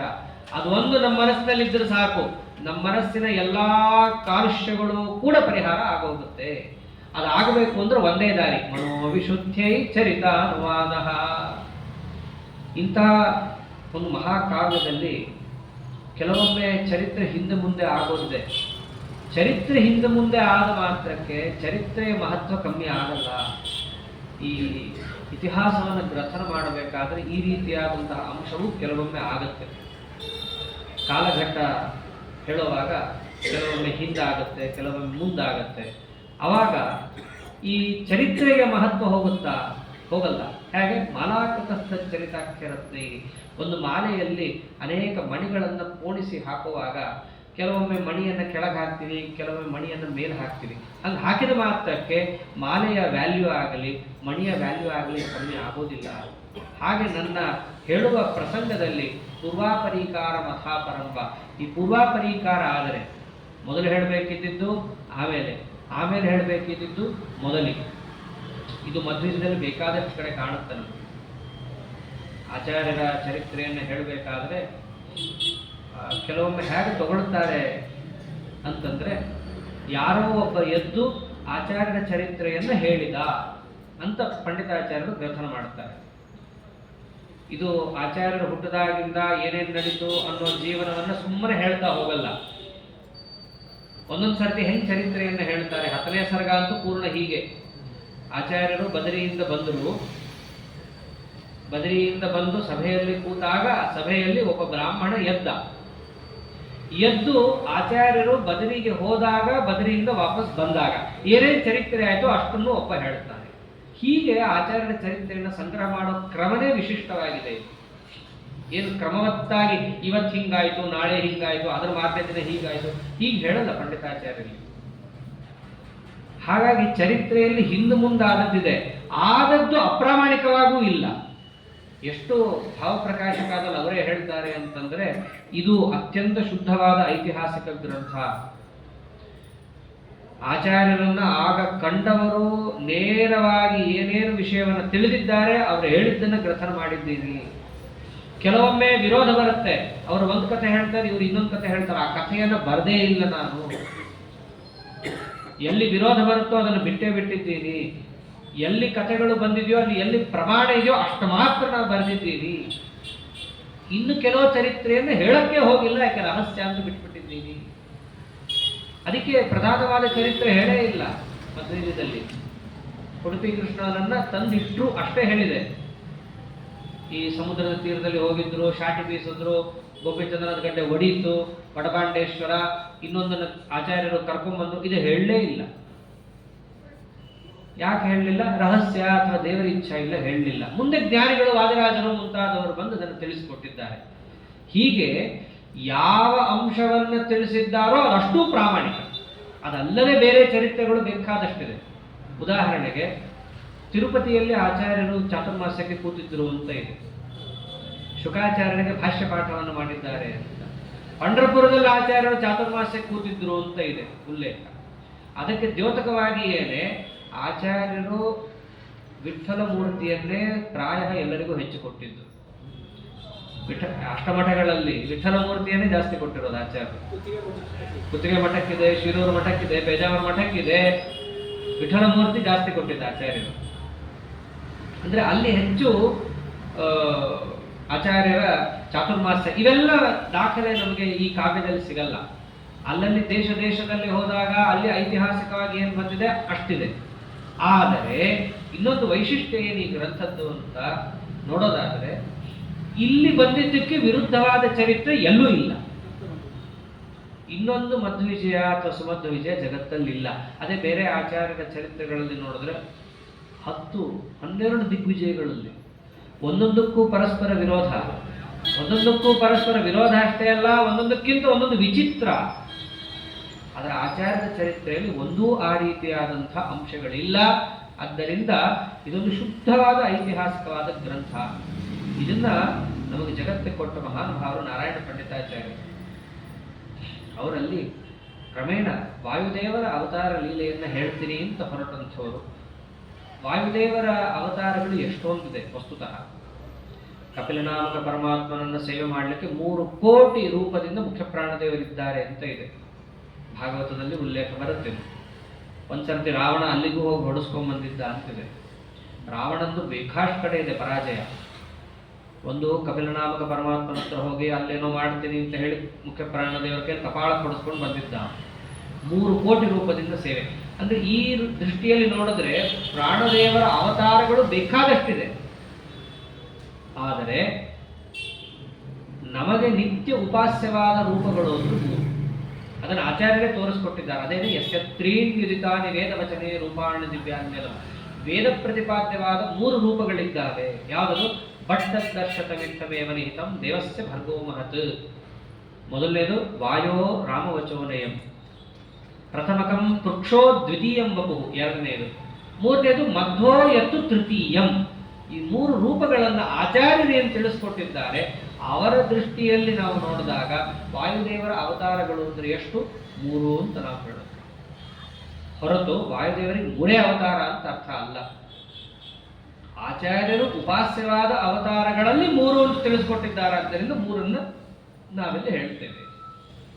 ಇಲ್ಲಿ ಮೊದಲನೇ ಅವತಾರವನ್ನ ಹನುಮದ ಅವತಾರ ಅದನ್ನು ಹೇಳಿದ್ದೆ. ಶ್ರೀವಲ್ಲಭಾಜ್ಞಾಂ ಸುರೇಂದ್ರಯಾಂಚಾಂ ಸಂಭಾವ್ಯ ಸಂಭಾವ್ಯತಮಾಂ ತ್ರಿಲೋಕ್ಯಾಂ ಪ್ರಾಣೇಶ್ವರ ಪ್ರಾಣಿಗಣ ಪ್ರಣೇತ ಗುರುಸ್ಸತಾಂ ಕೆ ಸರಿಣೋ ಗೃಹೇ ಭೂತ್. ಒಂದೊಂದು ಶಬ್ದಕ್ಕೂ ಬಹಳ ಅರ್ಥ ಇದೆ ಇಲ್ಲಿ. ಪ್ರಾಣದೇವರಿಗೆ ಆದೇಶವನ್ನು ಕೊಡಬಲ್ಲವರು ಅಂತಂದ್ರೆ ಒಬ್ಬರೇ, ಶ್ರೀವಲ್ಲಭ. ರಮಾನಾರಾಯಣರಿಗೆ ಮಾತ್ರ ಆದೇಶವನ್ನು ಕೊಡೋರು. ಬೇರೆಯವರೆಲ್ಲ ಸಸುರೇಂದ್ರ ಯಾಂಚಾಂ, ಬೇರೆಯವರನ್ನು ಪ್ರಾರ್ಥನೆ ಮಾಡ್ಕೋಬೋದಷ್ಟೇ. ಅವರಿಗೆ ಆದೇಶ ಕೊಡುವಂಥವರು ಅಂತಂದ್ರೆ ರಮಾನಾರಾಯಣರು. ಅವರ ಆದೇಶವನ್ನು ಸ್ವೀಕಾರ ಮಾಡಿದ್ರು. ಬೇರೆ ರುದ್ರಾದಿ ದೇವತೆಗಳ ಪ್ರಾರ್ಥನೆಯನ್ನು ಸ್ವೀಕಾರ ಮಾಡಿ ಮುಖ್ಯಪ್ರಾಣದೇವರು ಜಗತ್ತಿಗೆ ತೋರಿಸಿದ ಅವತಾರವೇ ಪ್ರಾಣೇಶ್ವರ ಪ್ರಾಣಿಗಣ ಪ್ರಣೇತ ಗುರುಸತಾಂ ಕೇಸರಿನೋಪು ಹೇಗೋ ಕೇಸರಿಯಲ್ಲಿ ತೋರಿಸಿದಂತಹ ರೂಪ. ಆ ಕೇಸರಿಗೆ ಒಂದು ವರ ಇರುತ್ತೆ. ಭರದ್ವಾಜರ ಆಶ್ರಮದಲ್ಲಿ ಒಬ್ಬ ದೈತ್ಯ ಗಜರೂಪದಲ್ಲಿ ಬಂದು ನುಗ್ಗಿದಾಗ ಮೇಲೆ ಕೂತಂತಹ ಕೇಸರಿ ಹಾರಿ ಆ ಗಜನನ್ನು ಸಂಹಾರ ಮಾಡುತ್ತಾರೆ. ಅಸುರನನ್ನು ಕೊಂದಿದ್ದಕ್ಕೆ ಭರದ್ವಾಜರು ವರ ಕೊಡುತ್ತಾರೆ ಕೇಸರಿಗೆ, ನಿನ್ನಲ್ಲಿ ಜೀವೋತ್ತಮ ಹುಟ್ಟಲಿ. ಅವರು ವರ ಕೊಟ್ಟಿದ್ದಕ್ಕೆ ಮುಖ್ಯಪ್ರಾಣದೇವರು ಅಲ್ಲಿ ಬಂದು ಅವತಾರ ಮಾಡಿದ್ರು. ಅದೇ ಹನುಮದ ಅವತಾರ. ಹೀಗೆ ಹನುಮದ ಅವತಾರದ ಅವತರಣಿಕೆಯನ್ನು ಕೊಟ್ಟು ಹನುಮಾನ್ ಅಂತ ಹೆಸರು ಯಾಕೆ ಬಂತು ಇದನ್ನು ನಾವು ಗಮನಿಸಬೇಕು. ಲೋಕದಲ್ಲಿ ಇದೊಂದು ಅಪಾರ್ಥ ಇದೆ. ಹನುಮಾನ್ ಅಂತ ಯಾಕೆ ಹೆಸರು? ಹನು ಅಂತಂದ್ರೆ ಗಲ್ಲ. ಹನು ಅನ್ನೋ ಗಲ್ಲ ಒಡೆದು ಹೋಗಿತ್ತು. ಇಂದ್ರದೇವರ ವಜ್ರಾಯುಧದ ಏಟು ಬಿದ್ದು ಅದು ಜಜ್ಜಿ ಹೋಗಿತ್ತು. ಅದಕ್ಕೋಸ್ಕರ ಜಗತ್ತಲ್ಲಿ ಅವ್ರಿಗೇನಂತ ಕರೆದ್ರು? ಹನುಮಾನ್. ಅದಕ್ಕೆ ಹನುಮಾನ್ ಅಂತ ಕರೆದಿದ್ದಲ್ಲ. ಮತ್ತು ಹನುಮಾನ್ ಅಂತ ಯಾಕೆ ಕರೆದ್ರು? ಶ್ರೀಮಂತಮೇನಂ ಹನುಮಂತ ಮಾಪುಹು. ಇವನನ್ನು ಹನುಮಾನ್ ಅಂತ ಯಾಕೆ ಕರೆದಿದ್ದು? ಯೇ ಯೇ ಗುಣಾನಾಮ ಜಗತ್ ಪ್ರಸಿದ್ಧಾ ಯಂ ತೇಷು ತೇಷು ಸ್ವ ನಿದರ್ಶಯಂತಿ ಸಾಕ್ಷಾನ್ ಮಹಾಭಾಗವತ ಪ್ರಬರ್ಹಂ ಶ್ರೀಮಂತಮೇನಂ ಹನುಮಂತ ಮಾಪುಹು. ಯಾವ ಯಾವ ಗುಣಗಳು ಅಂತ ಜಗತ್ತಿನಲ್ಲಿ ಪ್ರಸಿದ್ಧವಾಗಿದ್ದಾವೋ ಆ ಎಲ್ಲ ಗುಣಗಳು ಯಾರಲ್ಲಿದೆ ಅಂತ ಪ್ರಶ್ನೆ ಬಂದ್ರೆ ನಮಗೆ ಒಂದೇ ಇತ್ತು, ಯಂ ತೇಷು ತೇಷುಸ್ವ ನಿದರ್ಶಯಂತಿ. ಎಲ್ಲ ಗುಣಗಳಿಗೂ ಕೂಡ ಆಕಾರ ಅಂತಂದ್ರೆ ಒಬ್ಬನೇ, ಇವನೇ. ಜ್ಞಾನ ಎಲ್ಲಿದೆ? ಇವನಲ್ಲಿದೆ. ಜ್ಞಾನೇ ವಿರಾಗೆ ಹರಿಭಕ್ತಿ ಭಾವೇ ಧೃತಿಸ್ತುತಿ ಪ್ರಾಣ ಬಲೇಶು ಯೋಗೆ ಬುದ್ಧೌ ಚ ನಾನ್ಯೋ ಹನುಮತ್ ಸಮಾನಃ ಪುಮಾನ್ ಕದಾಚಿತ್ ಕ್ವಚ ಕಶ್ಚನೈವ. ಜ್ಞಾನದಲ್ಲಿ, ಭಕ್ತಿಯಲ್ಲಿ, ವೈರಾಗ್ಯದಲ್ಲಿ, ಬಲದಲ್ಲಿ, ವೀರ್ಯ, ಶೌರ್ಯ, ಓಜಸ್ಸು, ಪರಾಕ್ರಮ ಏನನ್ನು ತಗೊಂಡ್ರೂ ಕೂಡ ಗುಣ ಅಂತ ಹೇಳಿ ಅದೆಲ್ಲವೂ ಎಲ್ಲಿ ತುಂಬಿತ್ತು? ಶ್ರೀಮಂತಮೇನಂ ಹನುಮಂತ ಮಾಹು. ಹನು ಅಂತಂದ್ರೆ ಬರೀ ಗಲ್ಲ ಅಂತ ಅಷ್ಟೇ ಅರ್ಥ ಅಲ್ಲ. ಹನು ಶಬ್ದೋ ಜ್ಞಾನವಾಚಿ ಹನುಮಾನ್ ಮತಿಶಬ್ದಿತ. ಹನು ಅಂತಂದ್ರೆ ಜ್ಞಾನ, ಜ್ಞಾನ, ಬಲ, ಓಜಸ್ಸು ಇವೆಲ್ಲ ಹನು ಅನ್ನೋ ಶಬ್ದದಿಂದ ಕರೆಸ್ಕೊಳ್ಳುತ್ತೆ. ಅವೆಲ್ಲವೂ ಯಾರಲ್ಲಿ ಪೂರ್ಣ ತುಂಬಿತ್ತೋ ಅವರು ಹನುಮಾನ್. ಅಂತಹ ಹನುಮಾನ್ ಅಂತ ಕರೆಸ್ಕೊಂಡದ್ದು ಹೊರತು ಯಾವುದೋ ಗಲ್ಲಕ್ಕೆ ಏಟು ಬಿತ್ತು ಅದಕ್ಕೋಸ್ಕರವಾಗಿ ಅವರಿಗೆ ಹನುಮಾನ್ ಅಂತ ಕರೆದಿದ್ದಲ್ಲ. ಮತ್ತೆ ಗಲ್ಲಕ್ಕೆ ಏಟು ಬಿತ್ತು ಅನ್ನೋ ಕಥೆ ಇದೆಯಲ್ಲ, ಅದಕ್ಕೇನು? ಅದಕ್ಕೆ ಮುಂದಿನ ಶ್ಲೋಕ ಹೇಳಿದ್ರು, ಕರ್ಮಾಣಿ ಕುರ್ವನ್ ಪರಮಾದ್ಭುತಾನಿ ಸಭಾಸು ದೈವೀಷು ಸಭಾಜಿತಾನಿ ಸುಗ್ರೀವ ಮಿತ್ರಂ ಸ ಜಗತ್ ಪವಿತ್ರಂ ರಮಾಪತಿಂ ರಾಮತನುಂ ದದರ್ಶ. ಗಲ್ಲಕ್ಕೆ ಏಟು ಬಿತ್ತು ಅನ್ನೋದೆಲ್ಲ ಕಥೆ ಅಲ್ಲ. ಇಂದ್ರದೇವರು ಹೊಡೆದ್ರು, ವಜ್ರಾಯುಧ ಮುರಿದು ಹೋಗ್ತಾ ಇತ್ತು, ಅಷ್ಟು ಜೋರಾಗಿ ಹೊಡೆದಿದ್ದರೆ. ಅಂಥ ಮುಖ್ಯ ಪ್ರಾಣದೇವರು ಅಲ್ಲಾದ ಕಥೆಯನ್ನ ಇಂದ್ರದೇವರು ದೇವತೆಗಳ ಸಭೆಯಲ್ಲಿ ಇವತ್ತಿಗೂ ಹೇಳ್ತಾ ಇದ್ದಾನೆ. ಒಮ್ಮೆ ಹೀಗಾಯಿತು, ರಾಹು ಸೂರ್ಯನನ್ನು ಹಿಡಿಯಲಿಕ್ಕೆ ಅಕಾಲದಲ್ಲಿ ಬಂದಾಗ ಮುಖ್ಯ ಪ್ರಾಣದೇವರು ಹಾರಿ ಹನುಮದ್ ರೂಪದಿಂದ ಆ ರಾಹುವನ್ನು ಹೊಡೆದೋಡಿಸಿ ಅವನು ಹೋಗಿ ಇಂದ್ರದೇವರನ್ನು ಕೇಳಿಕೊಂಡು ಇಂದ್ರದೇವರು ಸ್ವಲ್ಪ ಕಲಿಪ್ರವೇಶಕ್ಕೊಳಗಾಗಿ ಅವರ ಮೇಲೆ ಮುಖ್ಯ ಪ್ರಾಣದೇವರ ಮೇಲೆ ಎರಗಿ ಬಂದಾಗ ವಜ್ರಾಯುಧದಿಂದ ಹೊಡೆದಂಗೆ ಮಾಡಿದ್ದು ನೀನೇ ನನಗೆ ಹೊಡಿತೀಯ ಅಂತ ಹೇಳಿ ಸ್ವಲ್ಪ ಶ್ವಾಸ ನಿರೋಧ ಮಾಡಿದ್ರೆ ಅಷ್ಟೇ. ಎಲ್ಲ ಬಂದ್ ಗಾಳಿ ಇರೋ ತನಕ ಆಟ, ಗಾಳಿನೇ ಇಲ್ಲ ಅಂದ್ರೆ ಏನು ಕಥೆ? ಎಲ್ಲವನ್ನೂ ಕೂಡ ನಿರೋಧವನ್ನು ಯಾವಾಗ ಮಾಡಿದ್ದಾರೋ ಆಮೇಲೆ ಬಂದು ಪ್ರಾರ್ಥನೆ ಮಾಡಿದ್ರು, ಬಿಟ್ರು ಅಂತ ಮುಂದಿನ ಕಥಾ ಇದೆ. ಅದನ್ನ ಇಂದ್ರದೇವರು ಇವತ್ತಿಗೂ ಕೂಡ ದೇವತೆಗಳ ಸಭೆಯಲ್ಲಿ ಹೇಳ್ತಾ ಇದ್ದಾನೆ. ಹಿಂಗಾಯ್ತು, ನನ್ನಿಂದೊಂದು ಅವ್ಯವಸ್ಥೆ, ಅವಾಗ ಈಗ ನಂಗೆ ಬಂದು ಬುದ್ಧಿ ಕಲಿಸಿದ್ರು. ಪರಮಾದ್ಭುತಾನಿ, ಇಂಥ ಪರಮಾದ್ಭುತವಾದ ಕರ್ಮಗಳನ್ನು ಇಂದ್ರದೇವರು ಇವತ್ತಿಗೂ ಕೂಡ ಹೊಗಳ್ತಾ ಇದ್ದಾರೆ. ಅಂತ ಹನುಮಂತ ದೇವರು ಯಾರ ಪಾರ್ಟಿ ಹಿಡಿದಿದ್ದು? ಸುಗ್ರೀವ ಮಿತ್ರಂ. ಅವರು ಸುಗ್ರೀವನ ಮಿತ್ರ. ಮಿತ್ರ ಅಂದ್ರೆ ಏನು? ಮಿತ್ರ ಅಂತಂದ್ರೆ ಆಚಾರ್ಯರು ತಿಳಿಸ್ತಾರೆ ಗೀತಾ ಭಾಷ್ಯದಲ್ಲಿ, ಒಂದೊಂದು ಶಬ್ದಕ್ಕೆ ಒಂದೊಂದು ಅರ್ಥ ಇದೆ. ಸ್ನೇಹಿತ ಅಂದ್ರೆ ಒಂದರ್ಥ, ಮಿತ್ರ ಅಂದ್ರೆ ಇನ್ನೊಂದರ್ಥ. ಈ ಲೋಕದಲ್ಲಿ ಎಲ್ರಿಗೂ ಒಂದೇ ಆಗೋಗಿದೆ.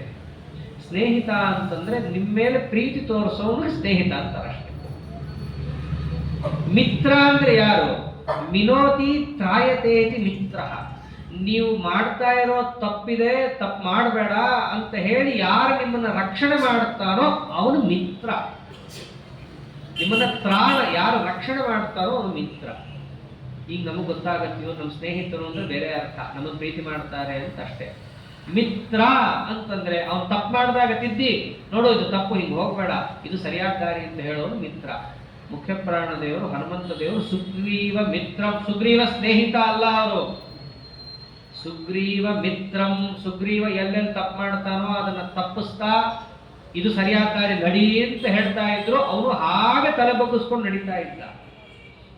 ಇದು ಸುಗ್ರೀವ ಮಿತ್ರತ್ವ. ಅವ್ರು ಏನ್ ಮಾಡಿದ್ದು, ಸುಗ್ರೀವನಿಗೂ ಗೊತ್ತಾಗ್ಲಿಲ್ಲ, ಸುಗ್ರೀವನು ತಪ್ಪು ದಾರಿಗೆ ಹೋಗ್ತಾ ಇದ್ದ.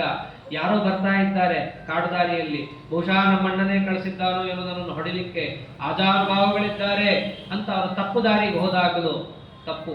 ಬರ್ತಾ ಇರೋರು ಬೇರೆ, ಯಾರದು, ರಮಾಪತಿಂ ರಾಮತನುಂ ದದರ್ಶ. ಹೆದರ್ಕೋಬೇಡ, ಬರ್ತಾ ಇರೋನು ಯಾರು ನನಗೆ ಗೊತ್ತು, ನಾನು ಹೋಗಿ ಮಾತಾಡಿಸ್ಕೊಂಡ್ ಬರ್ತೀನಿ ಅಂತ ಹೇಳಿ ರಾಮರೂಪದಲ್ಲಿದ್ದಂತಹ ಯಾರು ಸಾಕ್ಷಾತ್ ರಮಾಪತಿಂ ನಾರಾಯಣ ದೇವರನ್ನು ಹೋಗಿ ಮೊದಲು ಕಂಡವರು ಅವರೇ. ಅಲ್ಲಿ ಹೋಗಿ ಮಾಡಿದ್ದೇನು, ಪಾದಾರವಿಂದ ಪ್ರಣತೋ ಹರೀಂದ್ರಸ್ತದಾ ಮಹಾಭಕ್ತಿ ಭರಾಭಿನುನ್ನಃ. ಮೊದಲು ಹೋಗಿ ಪರಮಾತ್ಮನ ನಮಸ್ಕಾರ ಮಾಡಿದ್ರು. ನಮಸ್ಕಾರ ಹೇಗೆ, ಅಗ್ರಾಹಿ ಪದ್ಮೋದರ ಸುಂದರಾಭ್ಯಾಂ ದೌರ್ಭ್ಯಾಂ. ತಮ್ಮ ಎರಡೂ ಕೈಗಳಿಂದ ರಾಮದೇವರ ಪಾದವನ್ನು ಗಟ್ಟಿಯಾಗಿ ಹಿಡ್ಕೊಂಡಿದ್ದು. ದೇವರ ಹತ್ರ ಹೋದ್ರೆ ಹೇಗಿರ್ಬೇಕು ಅಂತ ತೋರಿಸ್ತಾರೆ. ನಮಗೆ ಬೇರೆ ಪರಮಾತ್ಮನ ರೂಪದ ಹತ್ರ ಈ ಭಾಗ್ಯ ಇಲ್ಲ ರೀ. ವಿಠ್ಠಲ ದೇವರ ಹತ್ರ ಹೋದ್ರೆ ಮಾತ್ರ ಇದಿರೋದಿದು. ತಿಮ್ಮಪ್ಪನ ಹತ್ರ ಹೋದ್ರೆ ನೋಡಕ್ ಸಹಿತ ಬಿಡಲ್ಲ ಅವರು. ನೋಡಕ್ ಹೋಗ್ಬೇಕಂದ್ರೂ 5 ತಾಸು 10 ತಾಸು ಕ್ಯೂ ಕಾಂಪ್ಲೆಕ್ಸ್ ಅಲ್ಲಿ ನಿಂತ್ಕೊಂಡು ಹೋಗ್ಬೇಕು. ಪರಮಾತ್ಮನ ಎರಡೂ ಪಾದಗಳನ್ನ ನಾವು ಹಿಡಿದು ಗಟ್ಟಿಯಾಗಿ ಅಪ್ಪಿಕೊಳ್ಳಕ್ಕಿರುವಂತ ಜಾಗ ಅಂದ್ರೆ ಒಂದೇ, ಅದು ಪಂಢರಪುರದಲ್ಲಿ ಮಾತ್ರ ಇದೆ. ಅದು ಕೂಡ ಸೌಧವಿದೆ ಅಂತ ಏನು ಇಲ್ಲ, ಸದ್ಯಕ್ಕಂತೂ ನಮ್ಮ ದೇವರ ಹತ್ರ ಇದ್ದಾನೆ. ಯಾರು ಬೇಕಾದ್ರೂ ಹೋದ್ರೆ ಮುಟ್ಬಹುದು, ದೇವರ ಪಾದವನ್ನ ಗಟ್ಟಿಯಾಗಿ ಹಿಡಿಬಹುದು. ಇವಾಗ್ಲೂ ಕ್ಯೂ ಕಾಂಪ್ಲೆಕ್ಸ್ ಇದೆ, ಆದ್ರೂ ಮುಟ್ಟಕ್ಕಂತೂ ಬಿಡ್ತಾರೆ. ಹೀಗೆ ಪದ್ಮೋದರ ಸುಂದರಾಭ್ಯಾಂ, ಪರಮಾತ್ಮನ ಪದ್ಮದಂತೆ ಸುಂದರವಾದಂತಹ ಪಾದಪದ್ಮವನ್ನು ಹೋಗಿ ಗಟ್ಟಿಯಾಗಿ ಹಿಡ್ಕೊಂಡು ತೋರಿಸ್ತಾರೆ ಮುಖ್ಯ ಪ್ರಾಣ ದೇವರು ಹನುಮಂತ ದೇವರು. ಅದರಂತೆ ಆಗ ಯಾರು ಹನುಮಂತ ದೇವರ ಪಕ್ಷನೋ ಅವರನ್ನು ಎತ್ತಿ ಹಿಡಿತೀನಿ, ಯಾರು ಹನುಮಂತ ದೇವರ ಪಕ್ಷ ಇಲ್ಲ ಅವರನ್ನು ಬಡಿತೀನಿ ಅನ್ನುವ ಚರಿತ್ರೆಯನ್ನು ರಾಮದೇವರಿಯನ್ನು ತೋರಿಸಿದ್ದಾರೆ. ಇದರಿಂದ ಹನುಮಂತ ದೇವರ ಮಹತ್ವ ಏನು ಅಂತ ಗೊತ್ತಾಯಿತು. ಅಂತಹದ್ದು ಅಷ್ಟೇ ಅಲ್ಲ, ಹನುಮಂತ ದೇವರನ್ನ ಪರಮಾತ್ಮ ದಕ್ಷಿಣ ದಿಕ್ಕಿಗೆ ಕಳಿಸ್ತಾರೆ. ಇಲ್ಲೊಂದು ಗಮನಿಸಬೇಕು, ಹನುಮಂತ ದೇವರನ್ನು ಯಾವುದಕ್ಕೆ ಹೋಲಿಸಿದ್ದಾರೆ ಅಂದ್ರೆ ಬಾಣಕ್ಕೆ ಹೋಲಿಸಿದ್ದಾರೆ. ಒಬ್ಬ ವೀರ ಒಳ್ಳೆ ಬಾಣವನ್ನ ಕಿವಿಯ ತನಕ ಎಳೆದು, ಕರ್ಣಾಂತವಾನೀಯ ಗುಣಗ್ರಹಿತ್ರ ರಾಮೇಣ ಮುಕ್ತೋ ರಣಕೋ ವಿಲೇನ, ಕಿವಿಯ ತನಕ ಎಳೆದು ಹನುಮಂತನನ್ನ ಬಾಣದಂತೆ ಬಿಟ್ಟ. ಇಲ್ಲಿ ಹನುಮಂತನನ್ನು ಬಾಣಕ್ಕೆ ಹೋಲಿಸಿದ್ದು ಪರ್ಫೆಕ್ಟ್ ಆಗಿದೆ. ಯಾಕೆ, ಪಂಚಪ್ರಾಣಾಹ ಪಂಚಬಾಣಾಹ ವಿರಿಚ್ಯ ಕೌಸ್ತುಭಾತ್ಮಕ. ಪರಮಾತ್ಮನ ಕೈಯಲ್ಲಿ ಬಾಣ ಅಂದ್ರೆ ಯಾರು, ಮುಖ್ಯ ಪ್ರಾಣ ದೇವರೇ. ಪ್ರಾಣಾಪಾನ ವ್ಯಾನೋದಾನ ಸಮಾನ ಅಂತ ಪ್ರಾಣದೇವರ 5 ರೂಪಗಳೇ ಪರಮಾತ್ಮನ ಕೈಯಲ್ಲಿರುವ ಪಂಚಬಾಣಾಹ. ಇದು ಅದಕ್ಕೆ ಹನುಮಂತ ದೇವರನ್ನ ಬಾಣದಂತೆ ಅಲ್ಲಿಗೆ ಕಳಿಸಿದ್ದು. ಅಲ್ಲಿಗೆ ಹೋಗಿ ಬಾಣ ಮಾಡಿದ್ದೇನು, ಯಾರ್ಯಾರಿಗೆ ಏನೇನು ಕೆಲಸ ಮಾಡಬೇಕು ಅದನ್ನೇ ಮಾಡ್ತು. ಅಲ್ಲೇನು ಸೀತಾಕೃತಿ ಇತ್ತು ಅದಕ್ಕೆ ಸಮಾಧಾನ ಮಾಡಿತು, ಏನು ದೈತ್ಯರಿತ್ತು ಅದಕ್ಕೇನು ಬಡಿಬೇಕೋ ಹಂಗೆ ಬಡಿದು ಬಂದು ಸೀದಾ ಪುನಃ ರಾಮದೇವರ ಪಾದಕ್ಕೆ ನಮಸ್ಕಾರವನ್ನು ಮಾಡಿ ಕೂತಿದ್ದಷ್ಟೇ ಅಲ್ಲ, ಇಲ್ಲಿ ಪಂಡಿತಾಚಾರ್ಯರು ಒಂದೊಂದನ್ನು ಪ್ರಾಣದೇವರ ಹನುಮಂತ ದೇವರ ಮಹತ್ವವನ್ನು ಏನು ಹೇಳ್ತಾ ಬರ್ತಾರೆ ಅದೆಲ್ಲವೂ ಅವರ ಗುರುತ್ವ ಗುಣ ಉಪಪಾದಕವಾದದ್ದು. ಮತ್ತಷ್ಟೇ ಅಲ್ಲ, ಪರಮಾತ್ಮನ ನಿಂದಾವನ್ನ ಕೇಳಿಸ್ಕೊಂಡು ಇರ್ತಕ್ಕದ್ದಲ್ಲ. ಪರಮಾತ್ಮನ ನಿಂದ, ರಮಾನಾರಾಯಣರ ನಿಂದಾವನ್ನು ಕೇಳಿಸ್ಕೊಳ್ಳೋದು ಗುರುಗಳ ಲಕ್ಷಣ ಅಲ್ಲ. ಮತ್ತಷ್ಟೇ ಅಲ್ಲ, ಪ್ರಾಣದೇವರ ಮಹತ್ವನೂ ಕೂಡ ರಾಮಾಯಣದಲ್ಲಿ ನಮಗೆ ವ್ಯಕ್ತವಾಗಿ ಗೊತ್ತಾಗಲ್ಲ. ಆಚಾರ್ಯ ತಾತ್ಪರ್ಯಗಳನ್ನು ತಿಳಿಸ್ತಾರೆ. ರಾವಣನನ್ನ ಗೆದ್ದವರು ಯಾರ್ಯಾರು ಅಂತ ಒಂದು ಪಟ್ಟಿ ಇದೆ. ರಾವಣನನ್ನು ಯಾರ್ಯಾರು ಗೆದ್ದಿದ್ರು, ಕಾರ್ತವೀರ್ಯಾರ್ಜುನ ಗೆದ್ದಿದ್ದ. ಮತ್ತಷ್ಟೇ ಅಲ್ಲ, ವಾಲಿ ಗೆದ್ದಿದ್ದ ರಾವಣನನ್ನ. ಇನ್ನೊಂದು ಇಷ್ಟೆಲ್ಲ ಗೆದ್ದಾಗ ಹನುಮಂತನು ಹೋಗಿ ಹೊಡೆದು ಬಂದಿದ್ದ. ಹನುಮಂತ ಹೊಡೆಯಕ್ಕೂ ಅವ್ರು ಹೊಡೆಯಕ್ಕೂ ಏನ್ ವ್ಯತ್ಯಾಸ ಬಂತು ಅದನ್ನು ಹೇಳ್ತಾರೆ. ಮುಷ್ಟಿ ಪ್ರಹಾರಂ ದಶಕಾಯ ಸೀತಾ ಸಂತರ್ಜನಾಗ್ರೋತ್ತರಮೇ ಶಕೋದಾತ್. ಬೇರೆಯವರ ಗುದ್ದಕ್ಕೂ ಹನುಮಂತನ ಗುದ್ದಾಟಕ್ಕೂ ವ್ಯತ್ಯಾಸ ಇದೆ. ಕಾರ್ತಿವೀರ್ಯಾರ್ಜುನನಿಗೆ ದತ್ತಾತ್ರೇಯನ ವರ ಇತ್ತು, ಸೋಲಿಸಿದ. ವಾಲಿಗೆ ವರ ಇತ್ತು, ಏನಂತ, ಅವನ ಮುಂದೆ ಯಾರು ಬರ್ತಾರೋ ಅವರ ಅರ್ಧ ಶಕ್ತಿ ವಾಲಿಗೆ ಬರುತ್ತೆ ಅಂತ. ಹಾಗಾಗಿ ವಾಲಿ ಗೆದ್ದ. ಹನುಮಂತನದ್ದು ಹಾಗಲ್ಲ, ಯಾವ ವರಬಲನೂ ಇಲ್ಲ, ತನ್ನ ಸ್ವರೂಪ ಸಾಮರ್ಥ್ಯದಿಂದ ರಾವಣನನ್ನು ಹೊಡೆದಿದ್ದು. ಅದು ಯಾತಕ್ಕೆ ಹೊಡೆದು? ಸೀತಾ ಸಂತರ್ಜನ ಗುರುತ್ತರಂ, ಸೀತಾದೇವಿಗೆ ಸಂತರ್ಜನ, ತರ್ಜನ ಅಂದ್ರೆ ತರ್ಜಿನಿ ಬೆಟ್ಲಿದು, ತತ್ಸವಿತು ಅಂಗುಷ್ಟಾಭ್ಯಾಂ ನಮಃ ವರೇಣ್ಯಂ ತರ್ಜಿನಿಭ್ಯಾಂ ನಮಃ. ದೊಡ್ಡವರಿಗೆ ಈ ಬೆರಳನ್ನು ತೋರಿಸಿ ಮಾತಾಡಬಾರದು, ಮಹಾಶಿಕ್ಷಾರ್ಹ ಅಪರಾಧ ಅದು. ದೊಡ್ಡವರಿಗೆ ಯಾವತ್ತೂ ಈ ಬೆರಳು ತೋರಿಸಬಾರದು. ಹಾಗೆ ಸೀತಾದೇವಿಗೆ ರಾವಣ ತೋರಿಸಿದ್ದ ಈ ಬೆರಳನ್ನ, ಅಷ್ಟು ತೋರಿಸಿದ್ದಕ್ಕೆ ಹೊಡೆದಿದ್ರು. ಮುಷ್ಟಿ ಪ್ರಹಾರಂ ದಶಕಾಯ ಸೀತಾ ಸಂತರ್ಜನ ಕರುತ್ತರ, ಸೀತಾದೇವಿಗೆ ಸಂತರ್ಜನ ಮಾಡಿದ್ದಕ್ಕೋಸ್ಕರವಾಗಿ ಹನುಮಂತ ದೇವರು ಕೊಟ್ಟ ಉತ್ತರ ಏನು? ಮುಷ್ಟಿ ಪ್ರಹಾರ. ಅದು ತುಂಬಾ ಚೆನ್ನ, ದೊಡ್ಡ ಯುದ್ಧ ಪ್ರಕರಣನೇ ಅದು. ಆ ಯುದ್ಧ ಪ್ರಕರಣದಲ್ಲಿ ಎಷ್ಟು ಸ್ವಾರಸ್ಯ ಇದೆ ಅಂತಂದ್ರೆ, ಯುದ್ಧ ಪ್ರಾರಂಭ ಆಗತ್ತೆ, ರಾವಣ ಎದುರಾದ, ಈ ಕಪಿಗಳಲ್ಲಿ ಹನುಮಂತ ದೇವರು ಎದುರಾಗ್ತಾರೆ, ನೋಡ್ತಾನೆ ಹನುಮಂತನನ್ನ. ಹನುಮಂತನನ್ನು ನೋಡಿದ ಕೂಡಲೇ ರಾವಣಂಗೆ ಎಲ್ಲ ನೆನಪಾಗತ್ತೆ, ಓ ನೀನೇ ತಾನೇ ನಮ್ಮೂರನ್ನು ಬಂದು ಸುಟ್ಟವನು, ಹೌದು ನಾನೇ, ಇವಾಗ ಬಾ, ಎದುರ ಸಿಕ್ಕಿದ್ದೀನಿ. ಅವತ್ತು ಆದೇಶ ಇರಲಿಲ್ಲ ರಾಮದೇವರದ್ದು, ನಿನ್ನನ್ನು ಹೊಡೆಯೋ ಆದೇಶವನ್ನು ಅವತ್ತು ಕೊಟ್ಟಿರಲಿಲ್ಲ. ಇವತ್ತು ಫುಲ್ ಹ್ಯಾಂಡ್ ಇದೆ ನನಗೆ, ಫ್ರೀ ಹ್ಯಾಂಡ್, ಏನು ಬೇಕಾದ್ರೂ ನಿನ್ನನ್ನು ಹೊಡಿಬಹುದು ಅಂತ ಬಂದಾಗ ಯಾರು ಹೊಡಿಬೇಕು ಮೊದಲಿಗೆ? ರಾವಣ ಅಂತಾನೆ ನಾನೇ, ಯಾಕೆಂದ್ರೆ ಆ ಸರ್ತಿ ಬಂದು ದಾಖಲೆ ಹಾಕೋಗಿದ್ದಿ, ನಿಂದು ಮುಗಿದಿದೆ, ಈಗ ನನ್ನ ಚಾನ್ಸ್, ನಾನೇ ಮಾಡ್ತೀನಿ. ಹನುಮಂತ ದೇವರು ಹಾಗೇ ಆಗಲಿ, ಮಾಡಿ ಹಾಕಿ ನಾ ಹೊಡೆದ ಮೇಲೆ ನೀನು ಇರ್ತೀವಿ ಇಲ್ವೋ ಗೊತ್ತಿಲ್ಲ, ನೀನೇ ಮೊದಲು ಮಾಡಿಬಿಡು ಅಂತ ಅದಕ್ಕೂ ಒಪ್ಕೋತಾರೆ. ಹಾಗೇ ಆಗಲಿ ಅಂತಂದ. ತನ್ನ 20 ಕೈಗಳನ್ನು ತಗೊಂಡು ಮುಷ್ಟಿಕೆಯನ್ನು ಮಾಡಿ ಹನುಮಂತ ದೇವರು ಎದೆಗೆ ಒಂದು ಗುದ್ದಿದ್ರೆ ಒಂದು ಬೆಟ್ಟ ಅಲಗಾಡದಂತೆ ಒಂದು ಸ್ವಲ್ಪ ಅಲ್ಲಾಡಿ ನಿಂತಿರುತ್ತೆ. ಮುಗಿತಾ? ಏನು ಮುಗೀತಾ? 20 ಕೈ ಮುರಿದೋಗಿತ್ತು, ಒಂದು ಮುಗೀತು. ಈಗ ಅವನು ನಿಲ್ಲೋ ಸರದಿ. ಅವನು ನಿಂತಾಗ ಹನುಮಂತ ದೇವರು ತಮ್ಮ ಬಲದ ಅಲ್ಪ ಶಕ್ತಿಯನ್ನು ರಾವಣನ ಎದೆಗೆ ಗುದ್ದುತ್ತಾರೆ. ಅದೇನೆ ಮುಷ್ಟಿ ಪ್ರಹಾರಂ. ಒಂದು ಸ್ವಲ್ಪ ಹನುಮಂತ ದೇವರು ಗುದ್ದಿದ್ದೇ ಹೆಂಗಾಗಿತ್ತು ಅಂತ ಹೇಳಿ ವಾಯುಸ್ತುತಿಯಲ್ಲಿದೆ. ದೃಷ್ಟ್ವಾ ದುಷ್ಟಾಧಿಪೋರ ಸ್ಫುಟಿತ ಕನಕದ ಧರ್ಮ ಗೃಷ್ಟಾಸ್ತಿಕೂಟಂ ನಿಷ್ಪಿಷ್ಟಂ ಹಾಟಕಾದ ಪ್ರಕಟ ತಟತಟ ಕಾತಿ ಸಂಕೋಚನೋಭೂತ್ ಏನಾದೋ ರಾವಣಾರಿ ಪ್ರಿಯ ನಟನ ಪಟು ಮುಷ್ಟಿನಿಷ್ಟಂ ಪ್ರದೇಷ್ಟಂ ಕಿಂ ನೇಷ್ಟೇ ಮೇಸತೇಷ್ಟ ಪದಕಟಗದ ಕೋಟಿಭಾ ಮೃಷ್ಟಕಾಷ್ಟ. ಆ ರಾವಣನ ಎದೆಗೆ ಗುದ್ದಿದ್ದು ಹೇಗಾಗಿತ್ತು ಅಂತಂದ್ರೆ, ಅವನು ಹಾಕೊಂಡಂತಹ ಬಂಗಾರದ ಕವಚ ಹರಿದು ಹೋಗಿತ್ತು. ಹರಿದ ಆ ಎದೆಯಲ್ಲಿ ಗುದ್ದಿದ್ರಿಂದ ಎದೆಯಲ್ಲಿ ರಕ್ತದ ಮಡು ಕಟ್ಟು ಹೋಗಿತ್ತು. ಆ ರಕ್ತದ ಮಡುವಿಗೆ ಆ ಬಂಗಾರದ ಕವಚ ಹರಿದಿದ್ದು ಬಂಗಾರದ ಮೆಟ್ಟಿಲಾದಂಗಾಗಿತ್ತು. ರಕ್ತದ ಸರೋವರಕ್ಕೆ ಬಂಗಾರದ ಮೆಟ್ಟಿಲು ಹಾಕಿದ್ರೆ ಹೆಂಗ್ ಕಾಣಬೇಕೋ ಹಾಗೆ ಕಾಣಿಸ್ತಾ ಇತ್ತು ರಾವಣನ ಎದೆ. ಹಾಗೆ ರಾವಣನಿಗೆ ಹೊಡೆದಿದ್ದು. ನಿನ್ನನ್ನು ಕೊಲ್ಲಬಾರದು ಅಂತ ಇದೆ, ಅದಕ್ಕೆ ಬಿಟ್ಟಿದ್ದೀನಿ. ಸರಾಘವಸ್ಯ ದೃಶ್ಯತೆ, ಅದನ್ನೇ ಹೇಳ್ತಾರೆ, ನಿನ್ನನ್ನ ಕೊಲ್ಲಿಕ್ ನಾ ಸಮರ್ಥ, ಆದರೆ ಅದು ರಾಘವ, ಅವನಿಗೆ ಮೀಸಲಾದ ಆಹಾರ ಅಂತ ಬಿಟ್ಟಿದ್ದೀನಿ ಅಷ್ಟೇ.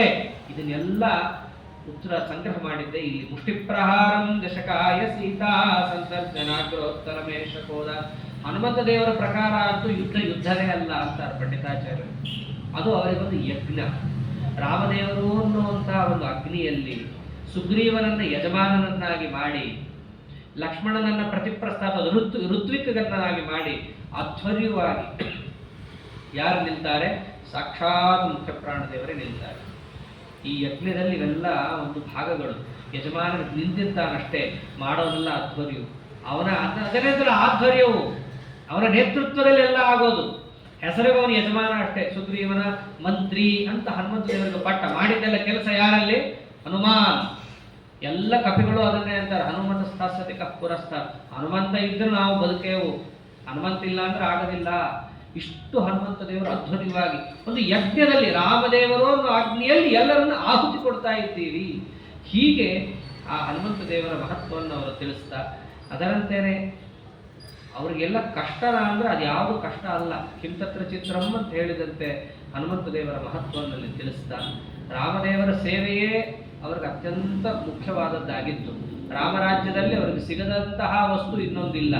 ಅಷ್ಟಿದ್ರೂ ರಾಮದೇವರ ಪಾದ ಬಿಟ್ಟು ಇನ್ನೊಂದು ಅವರಿಗೆ ಬೇಕಾಗಿರಲಿಲ್ಲ.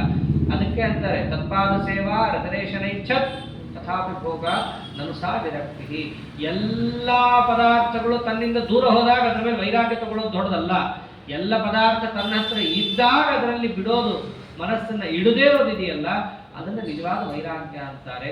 ಆ ವೈರಾಗ್ಯದ ಶಿಖಾಮಣಿಗಳಾಗಿದ್ದಂತಹ ಹನುಮಂತ ದೇವರಿಗೆ ರಾಮದೇವರೇ ಅಂತಾನೆ, ನಿನಗೆ ನಾನು ಸಹಭೋಗ ಕೊಡ್ತೀನೋ, ಬ್ರಹ್ಮ ಪದವಿ ಕೊಡ್ತೀನಿ ನಿನಗೆ, ಬೇಡ ಸ್ವಾಮಿ, ಏನ್ ಬೇಕು?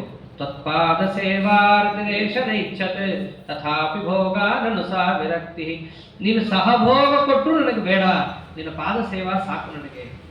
ಹೀಗೆ ರಾಮದೇವರ ಪಾದದಲ್ಲೇ ತಮ್ಮ ಮನಸ್ಸನ್ನು ಇಡುತ್ತಾ ನಿತ್ಯ ಹೇಳ್ತಾ ಇದ್ದಿದ್ದೇನೋ, ನಮೋ ನಮೋ ನಾಥ, ನಮೋ ನಮಸ್ತೆ, ನಮೋ ನಮೋ ರಾಮ, ನಮೋ ನಮಸ್ತೆ, ಪುನಃ ಪುನಸ್ತೆ ಚರಣಾರವಿಂದಂ ನಮಾಮಿ ನಾಥೇತಿ ನಮನ್ಸರೆ ಮೇ. ನಿತ್ಯ ರಾಮದೇವರನ್ನ ಸ್ತೋತ್ರ ಮಾಡೋದು. ಇದನ್ನೇ ತಾತ್ಪರ್ಯದಲ್ಲಿ ನಮೋ ನಮೋ ನಮೋ ನಮೋ ನಮೋ ನಮೋ ನಮೋ ನಮಃ ನಿತ್ಯ ರಾಮದೇವರಿಗೆ ನಮಸ್ಕಾರವನ್ನು ಹಾಕೋದೇ ಅವ್ರಿಗೊಂದು ದೊಡ್ಡ ಆನಂದ ಆಗಿತ್ತು ಹನುಮಂತ ದೇವರಿಗೆ. ಹೀಗೆ ರಾಮಚಂದ್ರ ದೇವರ ಕಡೆ ಎಷ್ಟು ಅನುಗ್ರಹ ಮಾಡಿದ್ರು ಜಗತ್ತಿಗೆ ಅಂತಂದ್ರೆ, ಅವರೇನೋ ಎಲ್ಲರೂ ಮೋಕ್ಷ ಕರ್ಕೊಂಡು ಹೋದ್ರು, ಹನುಮಂತ ದೇವರನ್ನು ಬಿಟ್ಟು ಹೋಗ್ಬಿಟ್ರು. ಯಾಕೆ? ನಾನಿದ್ದೀನಿ, ನಾನೀಗ ಜನರನ್ನು ನೋಡ್ತಾ ಇದ್ದೀನಿ, ಈಗಿರೋರೇನೋ ಬಂದ್ಬಿಡ್ತಾರೆ, ಅದ್ರ ಮುಂದೆ ಬರೋರು ಅವ್ರ ಹಣೆ ಬಾರ ಏನು? ಅವರು ಮೋಕ್ಷಕ್ಕೆ ಬರಬೇಕಲ್ಲ. ಅವ್ರು ಮೋಕ್ಷಕ್ಕೆ ಬರಬೇಕು ಅಂದ್ರೆ ಒಬ್ಬರು ಕರ್ಕೊಂಡು ಹೋಗೋನೊಬ್ಬ ಬೇಕಲ್ಲ. ನೀನನ್ನು ಇಟ್ಟುಬಿಟ್ಟಿದ್ದೀನಿ. ನೀ ನಿತ್ಯ ಇಲ್ಲಿರು. ಸ್ವಾನಂದ ಹೇತೋ ಭಜತಾಂ ಜನಾನಾಂ ಮಗ್ನ ಸದಾ ರಾಮಕಥಾ ಸುಧಾಯಾಮ್. ನೀ ನಿತ್ಯ ರಾಮದೇವರ ಕಥೆಯನ್ನು ಹೇಳ್ತಾ ಇರು. ಆ ಕಥಾ ಸುಧೆಯನ್ನು ಎಲ್ಲರೂ ಪಾನವನ್ನ ಮಾಡಿ, ಈಗ ಹೆಂಗೆ ನನ್ನ ಜೊತೆ ಎಲ್ಲರೂ ಮೋಕ್ಷಕ್ಕೆ ಬಂದಿದ್ದಾರೋ ಹಾಗೆ ಎಲ್ಲರೂ ನಿನ್ನ ಮೂಲಕವಾಗಿ ಅವರೆಲ್ಲರೂ ಮೋಕ್ಷಕ್ಕೆ ಬಂದು ಸೇರಲಿ. ಅದಕ್ಕೋಸ್ಕರ ನಿನ್ನನ್ನು ಉಳಿಸ್ತಾ ಇದ್ದೀನಿ. ರಾವಣ ಅಂತೂ ಶತಪ್ರಯತ್ನ ಪಟ್ಟ ಚಿರಂಜೀವಿ ಆಗ್ಲಿಕ್ಕೆ ಆಗ್ಲಿಲ್ಲ. ಅವನ್ನೆಲ್ಲ ಗುರಿ ಅದೇ. ಎಲ್ಲಾ ದೈತ್ಯರ ಗುರಿನೂ ಒಂದೇ, ಚಿರಂಜೀವಿಯಾಗಬೇಕು. ಯಾರಿಗೂ ಪರಮಾತ್ಮ ಆ ಪಟ್ಟ ಕೊಡ್ಲಿಲ್ಲ. ಯಾರಿಗೆ ಕೊಟ್ಟ? ಅಶ್ವತ್ಥಾಮ ಬಲಿರ್ವ್ಯಾಸೋ ಹನುಮಾನ್ಶ್ಚ ವಿಭೀಷಣ. ಹನುಮಂತ ದೇವರಿಗೆ. ಯಾಕೆ ಚಿರಂಜೀವಿ ಯಾರಾಗ್ತಾರೆ? ಯಾರು ಅಮೃತ ಕುಡಿದಿರ್ತಾರೋ ಅವರು ಚಿರಂಜೀವಿ. ಇವ್ರು ಯಾವ ಅಮೃತ ಕುಡಿದಿದ್ರು?